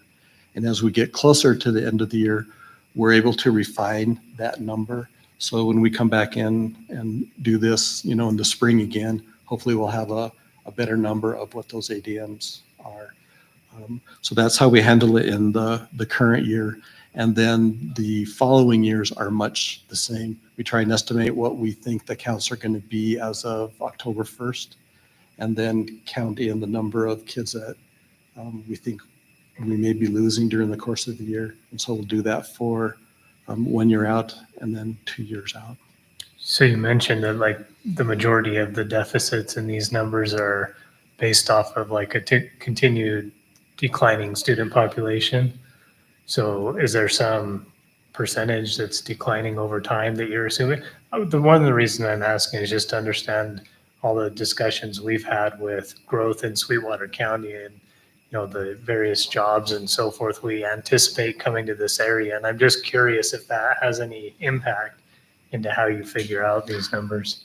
Yes, they are not baked into my projection. However, part of the mechanism of the funding model is they fund you on your average daily membership over the past 3 years, but it's the higher of that amount or your current year. So if you have an influx of kids in 1 year, then you'll get more funding than you would based on that 3-year average. You're still a year behind, so you have to have enough cash that first year to, for example, hire the teachers you need to have for the kids in your class. But yeah, there is a mechanism on the upswing to kind of mitigate the funding issue on that.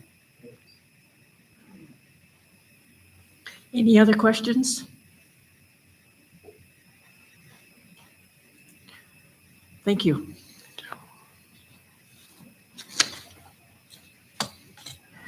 Okay, and the final superintendent report is our facility plan. Dan. Madam Chair, trustees, superintendent, just a refresher for everybody who doesn't remember and for those who are interested. The facility plan is done on an annual basis for several reasons. The biggest one is so that any of the projects that are on this list, I don't have to come back to the board prior to get permission to go out to bid. So it cuts out about 45 days in many cases, if not more.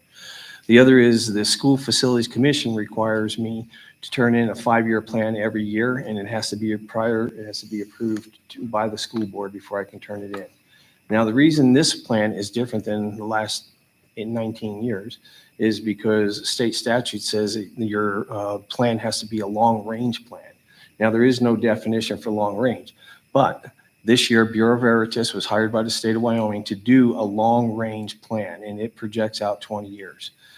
The reason I can provide some of these costs with some fair bit of accuracy is because our school dude service plan that we have actually has a program that we subscribe to, Capital Forecast, which shows us every time we perform maintenance or repairs on a system, it carries it out 20 years. So I can actually go into all of those components and I can put numbers, in, and I put like electrical service, and it carries it out 20 years. Like for now, we're behind on some of the areas just because they're outdated, they're old. So that's why this plan is different than any other year. That's why this one projects out to 20 years.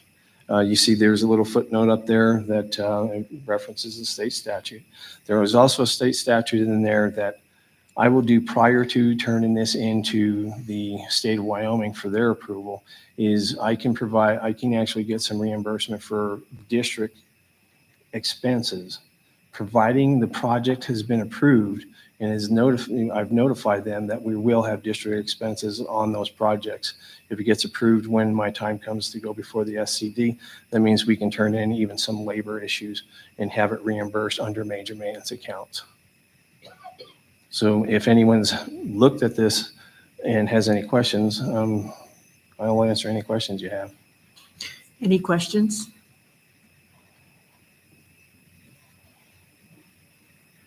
Looks like we're good. Okay. A lot Thank of you. yada, yada, yada. All right. Thank you. Item number 7 is the communications and correspondence or public comment. If a member of the public initiates specific complaints or charges against an employee in order to protect the employee's rights to privacy and due process, the board will only hear those complaints or charges in closed session. The board encourages concerned individuals to file complaints using the appropriate district complaint procedure and appropriate forms, which can be obtained from the district's website. As per policies B, DDH, and KD, please limit your comments to the board to one time. If your comments have been previously submitted in writing, please refrain from addressing the board a second time. Written comments will be posted to the agenda in the written public comment section below. Written public comments must be received by 1:00 p.m. on the day of the board meeting and will be available for the public and trustees to view, but will not be read aloud at the board meeting. Policies B, DDH, and KD continue to state questions asked by the public shall, when possible, be answered immediately by the chairman or referred to staff members present for reply. Questions requiring investigation shall be referred to the board or administrative staff for consideration and later response. There are a couple of written comments that have been added to the agenda. Is there any in-person public comment?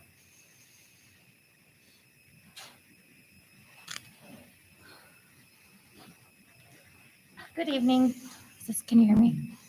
Good? Okay, Mhm. deal. So the PIT had a great December Okay, meeting. would you state your name, please? Oh, I apologize. My No, name you- is Casey Demore, and I'm here on behalf of the Rock Springs High School Parent Involvement Team. I'm here to give our monthly report. The PIT had a great December meeting with a lot of robust conversation. We discussed things like daily communication and announcements improving from the high school, changes to Power Hour, credit recapture. We also discussed sports schedules, and parents requested that high school leadership advocate for our school regarding game times, overnight stays, and communication with the respective parent team committees regarding budgets. For example, our basketball team competed in the first and last game in Gillette last week, which was kind of a travel hazard. A concern was raised that there seems to be some inconsistent messaging from counselors regarding dual and concurrent enrollment. Some counselors encourage students to sign up for college courses, while others may discourage students. It was recognized that there needs to be an individual conversation about the risks and rewards surrounding dual and concurrent enrollment, specifically based on the student. However, there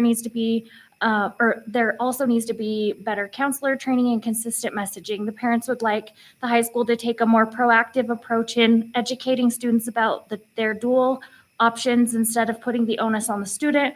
It was recommended that the college be given an option to be more involved during Power Hour and other opportunities to discuss their college coursework options.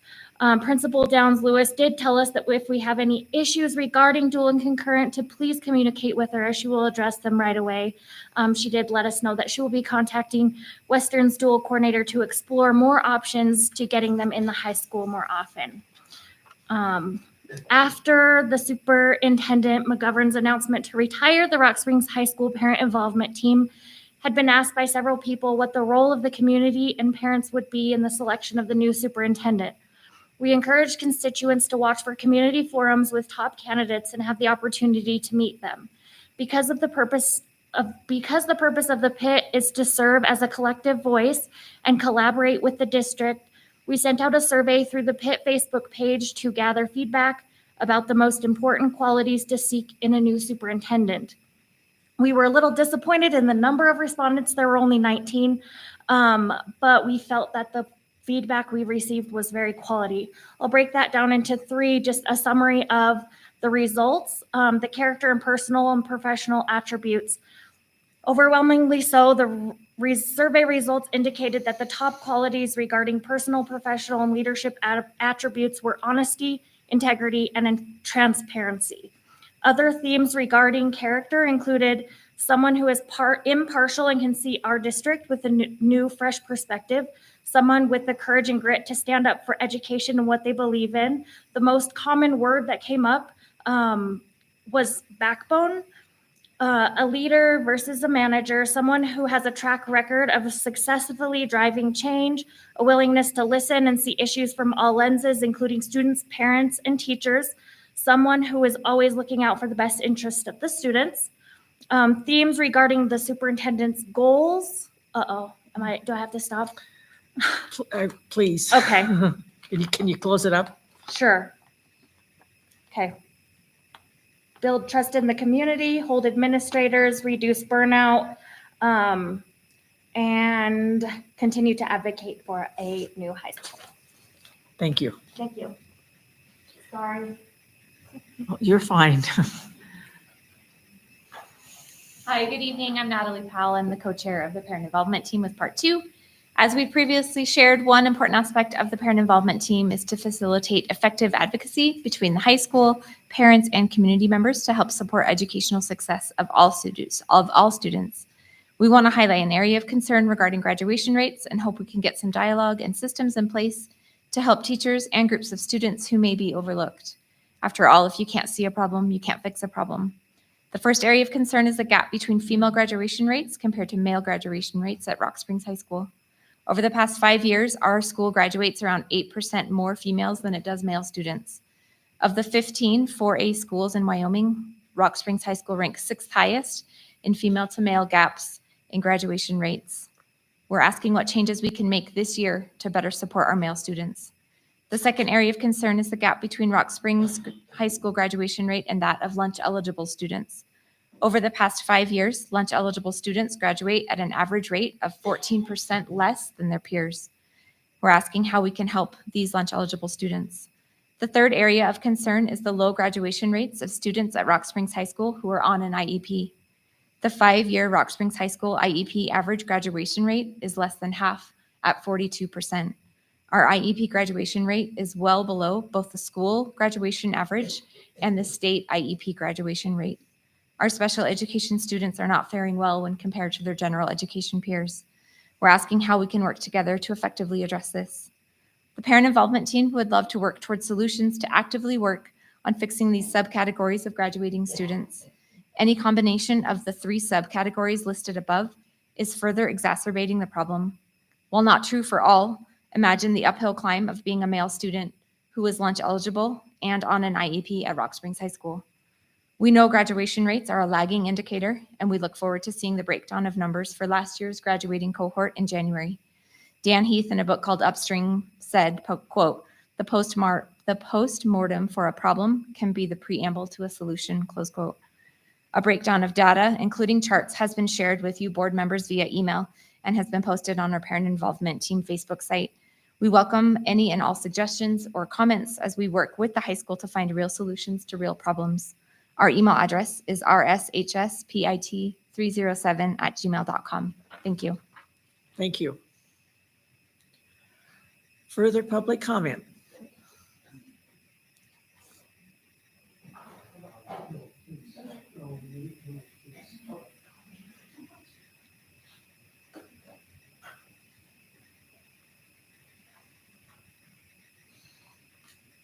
Good evening. My name is Marty Albert, and today I'm speaking as Vice President of the Sweetwater Education Association. At the encouragement of Mrs. Bolton, we increased our statement, and so there will be a second reader to finish it. The Sweetwater Education Association leadership has heard from many teachers concerning the lack of respect they receive from students in their classes. Many students are apathetic toward education at the best and loudly disruptive, including yelling of expletives and tossing of things not meant to be tossed at the worst. These are not isolated behaviors. Students' mental health and ability to learn is being negatively impacted by the behaviors they witness and endure on a daily basis in many classrooms in the district. We need help. A popular opinion held by many outside of the teaching profession is that kids have not changed. This is simply not true. Families have changed, society has changed, and these changes are reflected in student behavior. Just 15 years ago, when I started teaching, the 1 or 2 behavior problems in a class stood out. Today, I have 6 kids in my class who will not stop talking. I am a good classroom manager with many skills. I lose so much teaching time redirecting behavior that my teaching time is impeded upon. I have reached out to these students' parents, and the parents have spoken with their children, but it has absolutely no effect on student behavior. Next fall, when my YTOP scores are displayed and I'm asked why the students did not score higher, you will not take into account student behavior. That will be seen as an excuse. I like teaching. I genuinely like all my talkers, but this makes me want to leave teaching. The job has become untenable. I teach in a K-3 school.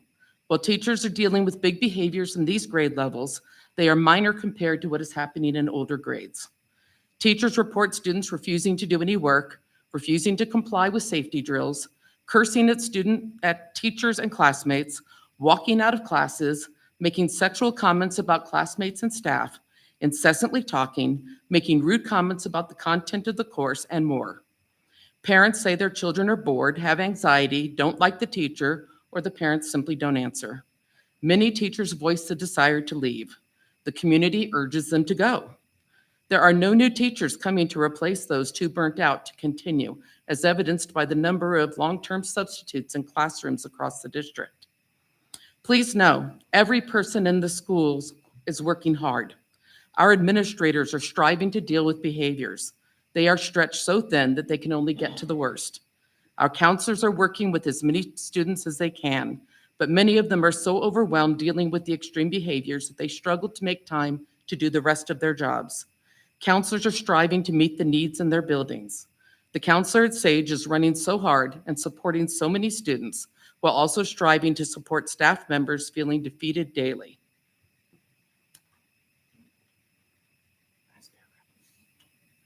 Cheryl Notman, SA President. While it is appreciated that the district has found grant funds to hire counselors, our counselors are overwhelmed with the increasingly intense needs of our students. There is a need for more counselors and social workers to help students dealing with abuse, suicidal ideation, depression, and the many other woes that come with the breakdown of the home. They cannot meet the needs alone. At this time, when dealing with behaviors not responding to behavior plans, teachers' only recourse is to start the AMP process with hopes for ABP support.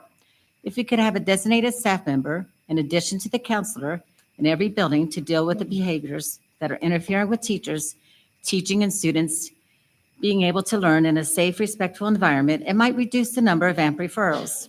Teachers have been criticized for over-identifying students for special education testing, yet at this time, this is our only recourse.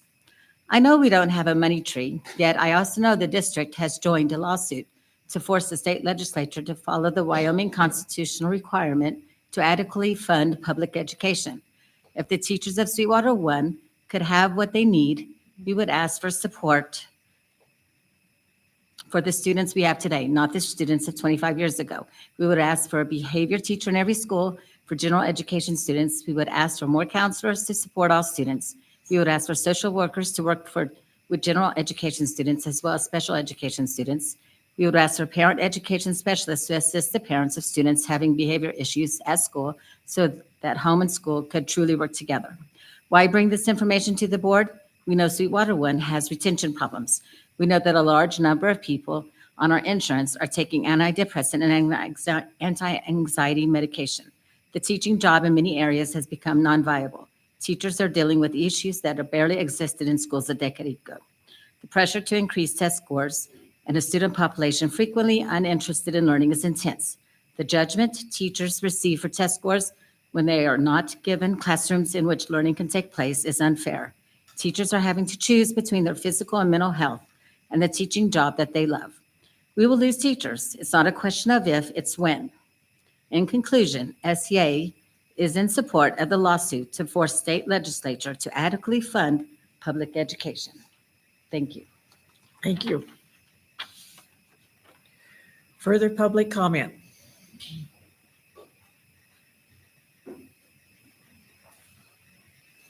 Good evening, Chair Jellicoe, members of the board, Superintendent McGovern, Glenn Supas, principal at Rock Springs High School, here with your 2 pages worth of important events coming in the month of December.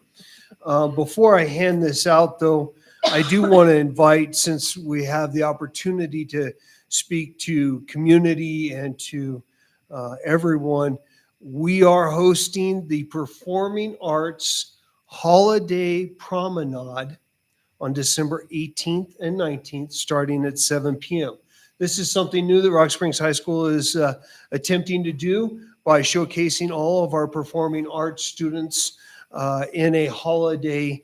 They went with promenade. I was going to go with extravaganza or something like that, but anyhow, we hope to have as many community there as we can, help support our performing arts organization in this, and we have a ton of events going on.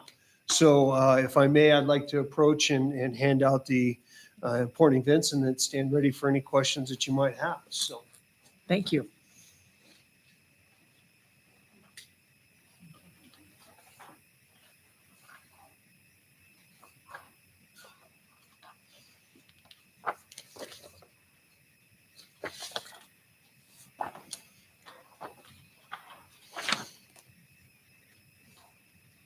That is quite a schedule. It's quite a schedule, yes, ma'am. Yes, ma'am. Even with 2 weeks off for Christmas, we are going to be very busy. Yes. So this is the same list of important events that I put in our monthly parent newsletter. And those are on Parent Square. And if there's anybody that is not receiving the Parent Square message that would like to, I can send it out to them as well. But thank you for your time. I appreciate it this evening. Thank you. Further public comment? Further public comment? At this time, I'd like to give Manny an opportunity if there's anything he'd like to say. Ma'am. Okay, so if at any time, if you feel like you need to leave, we understand at this point. So thank you very much for being here. Thank you for having me. You're very welcome. Item number 8 is I'd entertain a motion to approve the 2022-2023 audit. It's been moved by Mrs. Summers. Is there a second? Second by Mrs. Wood. All in favor, please say aye. Aye. Aye. Opposed by the same sign. Motion passes. Item number 9 is an addendum item, discussion of Upbeat and the Wyoming School Board Association Climate Survey. Mrs. Thompson? I've been waiting forever and now I can't find my notes. Okay, so just to give everybody kind of a heads up of where we're at, I spoke with Wyoming School Boards Association representatives Julie Kosarick and Brian Farmer last Thursday per the board's permission to go forward with the climate surveys for students, parents, and community members. I'm just looking at my notes here. They said that they would be happy to conduct the survey for parents and community members for K through 12. However, for students, parents, and community members, it would only be for secondary students just because of the ages there. A little kinder isn't going to be the best person to be doing a survey when they probably wouldn't be able to read the information. And so we'll be relying heavily on parent comments on that survey, as well as community members for the K through 6 buildings. And then the 7 through 12 would be out for students to take. The survey will include multiple areas, and some of those would be opportunity, extracurriculars, the perception of the district, along with if they feel safe, things of that nature. They do have a couple of open-ended questions. However, they suggested that we do not do more than that because as we've ran our own surveys in the past, it is a lot of work to go through. It could be thousands of comments and to come up with common themes. So they have 2 open-ended questions in there right now. The survey would be open for 2 to 3 weeks, depending on response. And they will create the announcement for us as well as the survey link. However, we will have to be the driving force to get that survey out. Some ideas that I already had is through Parent Square, our district website, possibly the district Facebook page, and another avenue could possibly be reaching out to the Rock Springs Chamber of Commerce and emailing their members. I know they have quite a few members that are business owners and prominent community members as well. So that would be a good way to gauge how they're feeling about the district as well. They would like us to do the survey portion during January. I know this is a tight turnaround, but this is something that we've been talking about for over a year. They already sent me survey questions for both students and then parents/community members for us to review. They suggested that at this point, we reinstate the Climate Survey Committee. For those who recall, that was Mr. Mickelson, who is no longer on the board, Mrs. Summers, and myself.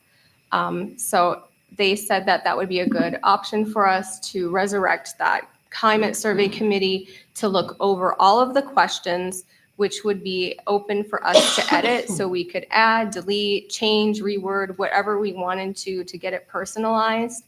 And then we would bring that forward to the board for approval, and then it would be submitted out for the survey to go to the community and students to take. Does anyone have any questions, or would anyone like to volunteer to help me out with this? I'll volunteer. Chair Jellicoe, may I? Danielle, Yes. so you'd like to be on that committee as well? Yes, I can, but I also have a comment for Ms. Thompson. Sure. Do you know about the timeline of that? I know that I've had feedback from some of the staff and teachers with the climate and upbeat surveys going out more towards the end of the year. And we've discussed this before, but is there any way that we're going to be able to get those out so they feel like they have adequate time without being crunched on that with everything else happening to get a good response from them? Chairman? Mrs. Thompson. Mrs. Schumacher, so the timing of this would actually be pretty good because right now the upbeat surveys are going out to staff in December, the next 2 weeks. This would only be going out to students, community members, and parents. It would be going out during January after we have the Christmas break and everybody kind of gets settled back in.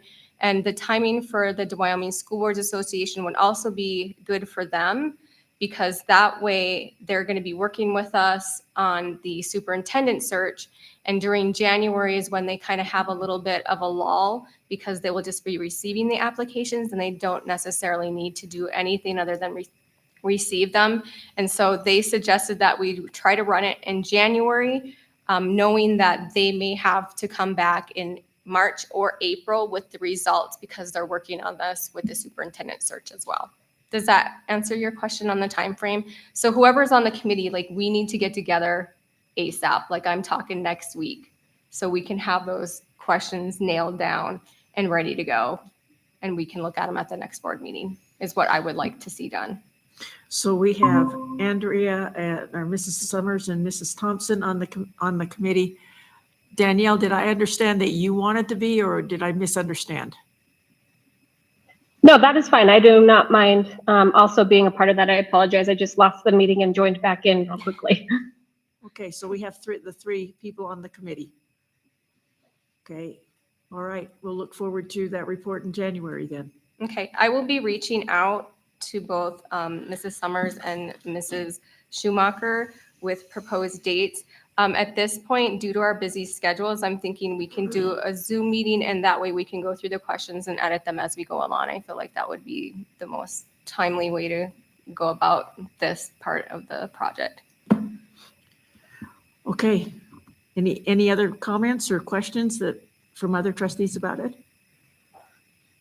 I think it will be helpful moving forward with the superintendent search. Good. Okay. Okay, item number 10 is also an addendum item. It's a letter to legislators on the need for a new Rock Springs High School. Mrs. McGovern, do you want to address that? Chair Jellicoe and fellow trustees, what you have before you is a letter that Mr. Celeroli and I worked on last Friday. And it actually is a synopsis of the most important points of why we need a new Rock Springs High School. For your consideration and possible approval for this evening, if this was approved, then what I would like to do is send this letter to each of our local legislators, as well as all the members of the Joint Appropriations Committee. The next meeting for this, I believe, is December 20th. And so we would like to have a group of those from Rock Springs go down and testify again at this meeting. But also we believe it's very important that we keep advocating and reaching out to all of those legislators. And this would be a unified message that would come from the board, from myself, Mr. Celeroli, and Mr. Supas. Not to leave off his other administrative team, but it's important that we have that message moving forward, and we can add, of course, all the other administrators on that letter if the board would approve also. Questions or comments? Is there a motion to approve? It's been moved by Mr. Wright. Is there a second? Second by Mrs. Wood. Further discussion? I will say that I do plan to attend the Joint JAC, Joint Appropriations Committee on the 20th. So I will be there. I'm not sure if anyone else can make it, Mrs. Thompson. So if anyone else can make it, please notify Miss Murray, and we will make arrangements for travel. So please keep that in mind. Any further discussion? All in favor of the approval of the letter to legislators, say aye. Aye. Aye. Opposed by the same sign? Motion passes. Is it your desire to add the administrators from Rock Springs High School, or is the principal sufficient? Okay, as it is written then, as it is written. Okay, we'll keep it that way. All right. Treasurer's report. Mrs. Summers. For the general fund treasurer's report, month of November 2023, the beginning balance was $8,581,745.96, plus revenues received during the month of $7,957,585.93, interbank transfers in totaling $11,411,814. Less the warrants written during the month of $9,632,418.33, and interbank transfers out of $11,381,000. Voided checks totaled $533.19, and the ending cash balance was $7,430,425.94. For the school lunch program, the beginning balance was $673,094.02. Interest accrued was $1,714.44. Revenue during the month was $68,592.88. The CACFP reimbursement was $13,443.93. The federal reimbursement was $189,215.39, and the FFVP grant reimbursement was $9,763.45. Reimbursement to the CACFP totaled $14,492.14. Bank transfers for the FFVP grant totaled $9,763.45. The ending balance was $625,736.50. For the Head Start program, the beginning balance was $103,678.80. Deposits totaled $118,548.94. Warrants cleared totaled $122,170.37. The ending balance was $100,057.37. That concludes the treasurer's report. Is there a motion to approve? So moved. It's been moved by Mrs. Thompson. Is there a second? Second by Mr. Wright. All in favor, please say aye. Aye. Aye. A motion, all against, say by the same sign. Hearing none, motion passes. Okay, the warrants. Again, Mrs. Summers. The warrants, checks number 163971 through 164598, totaling the amount of $5,588,437.40. Net payroll numbers 791267 to 792167 in the amount of $2,081,423.54, and numbers 83466 with a reissue of number 129422 in the amount of $5,845.13. Check number 4387 was a federal funds transfer to Impact Aid, totaled the amount of $30,814. Check number 3835613 was a general fund transfer totaling $2,200,000.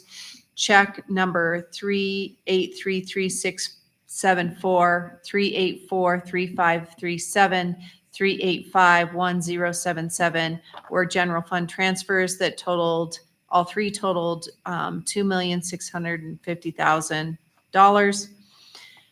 Checks number 3833672, 3835615, 3847587 were general fund transfers in the amount of $4,800,000. And check number 3832496 was a general fund transfer, Impact Aid, totaled $31,000. And that concludes the warrants. I'd entertain a motion to approve the district warrants and the release of those warrants. It's moved by Mr. Wright. Is there a second? Second. Second by Mrs. Thompson. I want to declare a conflict on warrant 00164,396. Mrs. Thompson? I also need to declare conflict on warrant number 00164486. Any further discussion? All in favor of the approval and release of the district funds, please say aye. Aye. Aye. Opposed by the same sign. Motion passes. Okay. You will notice on C, the credit card payments have been raised. We will see those due to inflation and just the rising costs of everything. Instead of the $1,000 that we have previously seen, that's gone up to $2,500. So just a note for your interest. Consent agenda, item number 13. All matters listed under consent agenda are matters about which the board has governing policies, implementation of which is delegated to the superintendent. They will be enacted in one motion in the order listed below. There will be no discussion of these items prior to the time the Board of Trustees votes on the motion, unless members of the board request specific items to be held and discussed separately and/or removed from this section. Motion to approve the consent agenda as presented. A, approval of the minutes from the September 12th, 2023 special board meeting held at the Transportation Department building. B, approval of the minutes from the September 12th, 2023 special board meeting at Rock Springs Junior High School. C, approval of the minutes from the September 19th, 2023 special board meeting. D, approval of the minutes from the September 26th, 2023 special board meeting. E, approval of the minutes from the October 3rd, 2023 special board meeting. F, approval of the minutes from the October 10th, 2023 special board meeting. G, approval of the minutes from the October 12th, 2023 special board meeting. H, approval of the minutes from the October 17th, 2023 special board meeting. I, approval of the minutes from the November 7th, 2023 special board meeting. J, approval of the minutes from the November 8th, 2023 special board meeting. K, approval of the minutes from the November 13th, 2023 board workshop. L, approval of the minutes from the November 13th, 2023 regular meeting. M, approval of the minutes from the November 28th, 2023 special board meeting. N, facilities, approval of the bid for sidewalk replacement at Overland Elementary Early Childhood Education Program. O, facilities, approval to declare 2 basketball standards as surplus and advertise for sale. P, facilities, approval and authorization of the payment to Long Mechanical Solutions for the environmental controls maintenance contract. Q, finance, approval of the purchase and bid for the financing of 1 school bus. R, finance, approval of the resolution authorizing the district to lease 1 school bus with an option to purchase. S, finance, approval of the resolution granting use of the past signatures and signature stamps. T, transportation, approval of the bid to refurbish fleet buses. And that's the end of the consent agenda. Is there a motion to approve the consent agenda?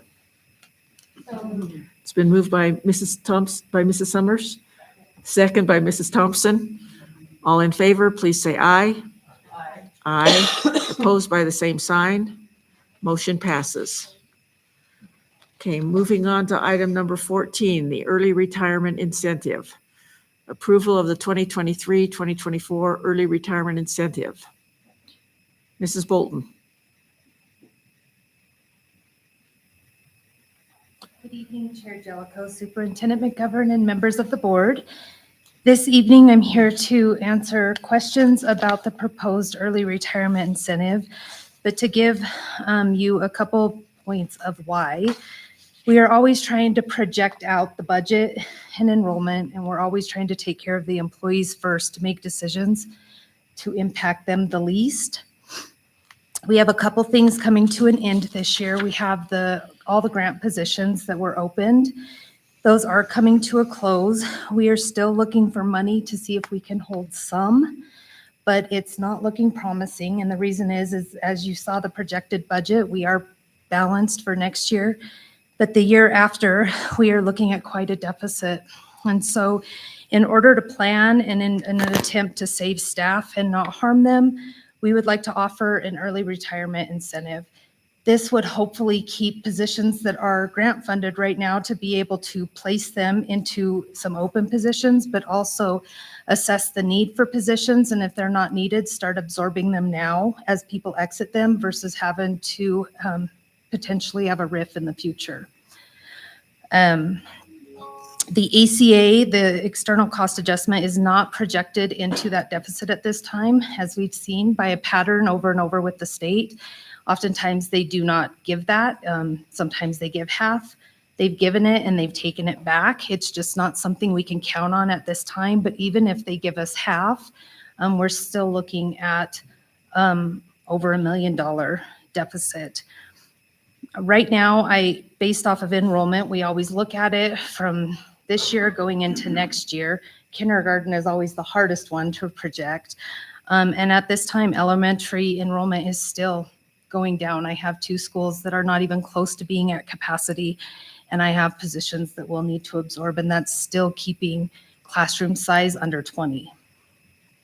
And so I'm asking the board to consider an early retirement incentive so that we can start planning ahead to avoid a RIF and in all aspects try to keep staff and save jobs. I stand for any questions. As you notice, the specifics are up to $1,000 a month for up to 5 years is the benefit that is being proposed. That amounts to, if you figure 60 months, up to $60,000. Again, that's up to Medicare qualifying age. So once they reach Medicare qualifying age, and the reason it's put that way is you hear comments lots of times about changing it from 65 to something else. And so that's why right now it's 65, but who knows what it could be in 2 or 3 or 4 years. So that's what the incentive is. Discussion. Is there a motion to approve? It's been moved by Mr. Wright. Is there a second? Second by Mrs. Wood. All in favor, please say aye. Aye. Opposed by the same sign. Motion passes. Okay, item number 15. Thank you. Course name changes and new course proposals for the 2024-2025 school year. Good evening, Chair Jellicoe, Superintendent McGovern, and trustees. Tonight, the Curriculum Instruction and Assessment Department is seeking approval on new courses for the 23-24 school year. As you may recall, the new course proposal process is governed under Board Policy IF. This year, the timeline in the process looked like this. In October of 2023, department chairs began creating and submitting proposals for new courses or changes or updates to current courses. Departments who created those proposals then had discussions with their building principals, and together they submitted to my department. In the first days of November, proposals were considered by my team after studying rationale, purpose, and course descriptions, notes on prerequisites, Wyoming content and performance standards, materials and resources, and the course outline. My department carefully considers how the proposals will comply with policy, whether or not they're in the best interest of students, the impact that it will have on the Hathaway course requirements, and what resources will be needed and the budget implications behind that, as well as facility requirements and the need for staffing and maintaining the longevity of a course. So on November 4th, courses that had been preliminarily approved by my department team were then presented by the district department chair or a designated representative to myself, Human Resource Director Mrs. Gunter, Superintendent McGovern, Special Education Director Casey Arnoldi, Grant Coordinator Linda Carter, and Chief Information Officer Stephanie Tolman, as well as the secondary administrators. Presentations described and explained the proposals, giving all the attendees the opportunity to ask questions after listening to rationale. Following the presentations, final decisions are made, and the list you see tonight are those courses that are being recommended for your approval. Looking over the list, you will see the following proposed changes. CTE changes are moving courses from the pilot status that they were last year to a permanent course. These courses are customized to the CTE focus, much as we have done with our other academy courses. So we're just trying to get that all in alignment with all of our academies. Woods and metals 5 and 6. Adding these sections will allow students to expand certification opportunities and provide opportunities for additional skills. Aviation would be a new course. We would be the second in the state of Wyoming to offer, second district in the state of Wyoming to offer this type of program. Music would like to create a new vocal jazz course, and the name will, the new band director, music director at the high school They like to come up with that together with the students. And so we would take the name of that course through next year. So he hasn't created that yet. He wanted to first get the group together. So the one course that's being added that says Choral 3 or whatever, that one does not quite have a fancy name yet. The name changes are being made to the junior high and high school musical groups. Those are the ones listed under name changes on that document. And then the science department would like to change a few items in the course catalog to note that with teacher approval, a sophomore could add an additional science course along with the required physical science course. And also there needs to be an increase for the course fee for human anatomy and physiology due to increased costs of materials needed for dissection. So my department is seeking your approval tonight on these proposed changes. Does anyone have any questions? Any questions? Do we have a staff member already prepared for the aviation courses? I mean, I think it's interesting that we came up with aviation, so I'm wondering if there's a staff member that's already. There are several interested, is what I'm hearing. Okay, Yes. nice. Mhm. Okay. Yeah. And, yep. Yeah. I One think there's a certified few- and one working on it. Yeah, that's what we've Interesting. heard, so. Interesting. yeah. When I read that, I thought there must be Mhm. somebody, but what an opportunity for students. Yes. Yeah, Isn't what an that awesome? opportunity. So, Yeah. yeah. We're pretty Any other excited, so. questions or comments? Entertain a motion to approve the course name changes and new course proposals for the 2024-2025 school year. Moved by Mrs. Cochran. Is there a second? Second by Mr. Wright. All in favor, please say aye. Aye. Opposed by the same sign. Motion passes. Item number 16, workforce stabilization incentive. Approval of a one-time workforce stabilization incentive for eligible employees of Sweetwater County School District Number 1 to be paid on June 5th, 2024. Who wants to take that one? Okay. Mr. Duncan is approaching the mic. Yes, I got one this time. Yes. So the item before you is similar to what we've done in the past, and it's based on a straight dollar amount plus an amount based on your years of service. The timing of this one begins the next day after the last one expires. So in August, the board approved a stabilization payment for those people that were on board at the end of August and worked through January 18th. So this one is for basically the spring and fall that begins a day after that. The payout would be June 5th for eligible employees. And this would be coming from the ESSER funds. So this is still federal funds that we're expending. Yes, this is correct. Okay. And those funds dry up next September? Yes, September 2024. That's Sure. correct. Further, any discussion? Motion, please. It's been moved by Mrs. Summers. Is there a second? Second by Mrs. Thompson. All in favor, please say aye. Aye. Aye. Opposed by the same sign. Motion passes. Thank you. Item 17, general board business. Approval of policy EFB-R, which is the unpaid meal balances. B, approval of policy JHCE, the health and wellness policy. C, approval of policy JHCE and JHCE-R, which have been crossed out. Is there a motion to approve? Those three. Moved by Mr. Wright. Is there a second? Second by Mrs. Cochran. All in favor, please say aye. Madam Chair, Mrs. Summers. I have a question about A, Okay, and if you actually have a concern. So I'm reading through and let me see. What is that page number? It's the second page and it's under elementary schools, K-6.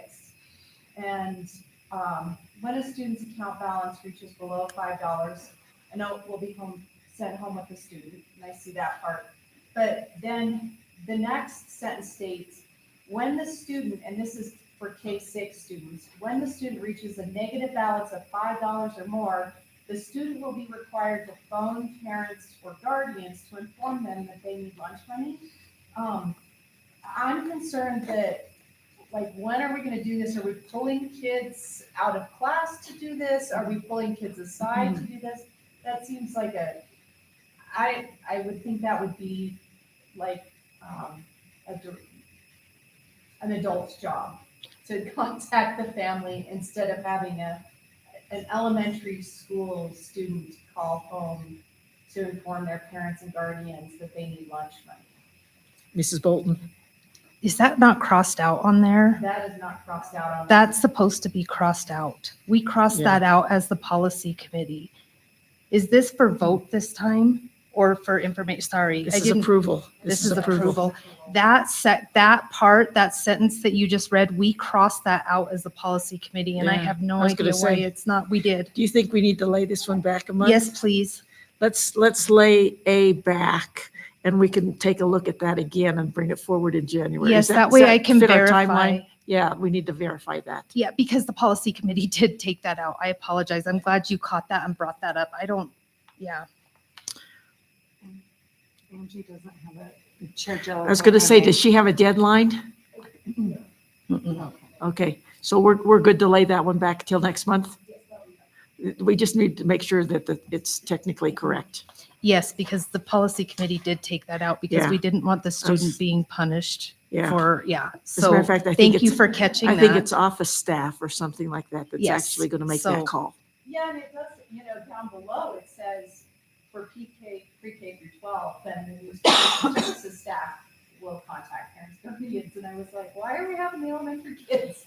I think that the wrong one might have been uploaded on Yeah, accident and I take something. full responsibility for that. So if we can pull that back and let me get the correct one to you, we did cross that out. And we combined a section. So thank you so much for catching that. I apologize. Okay, so the motion will be B and C, not A.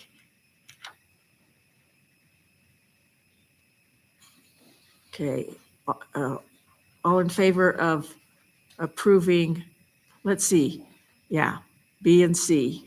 Approval of policy JHCE, the health and wellness, and then we crossed out JHCE and JHCE-R. So that's what we're voting on is B and C. All in favor, please say aye. Aye. Aye. Opposed by the same sign. Motion passes.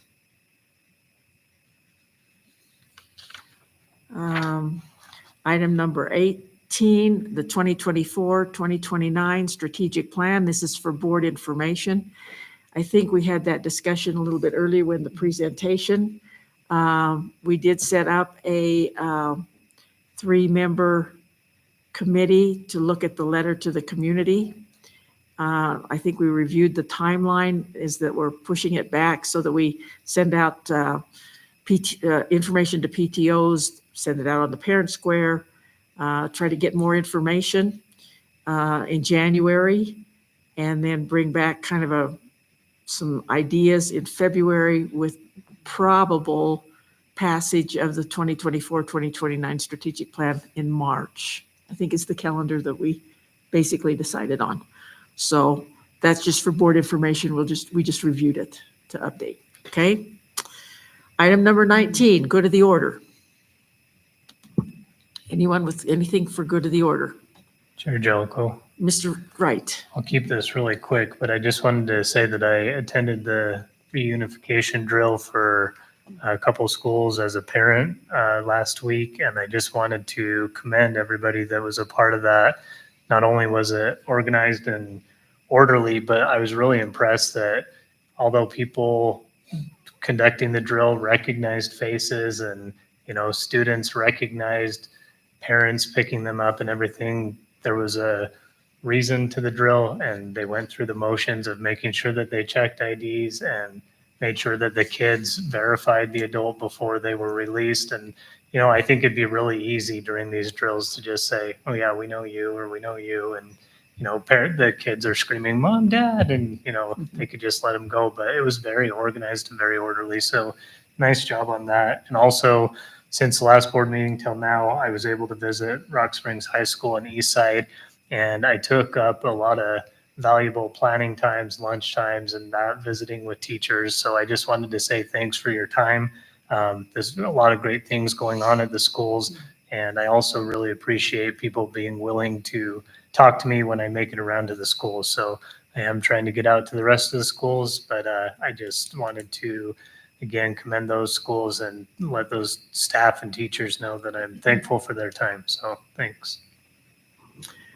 Any other good of the order?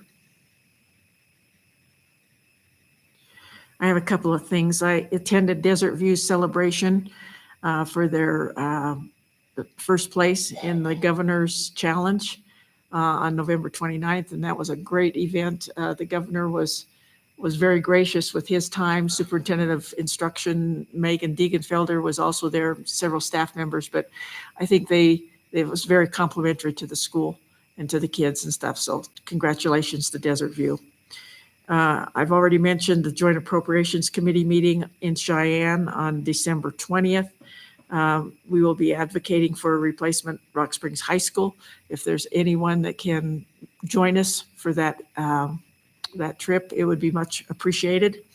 And finally, the board committee assignments. If you would get those to me, that's the same committees as last year. We can send that out again so that you have a copy of the committees. If you would get your preferences to me by January 1st and just send them directly to me. And then that way we can get them into the board agenda for next month. Any other good of the order? Okay, item number 20 is new business. A is board information, policy EFB, the unpaid meal balance.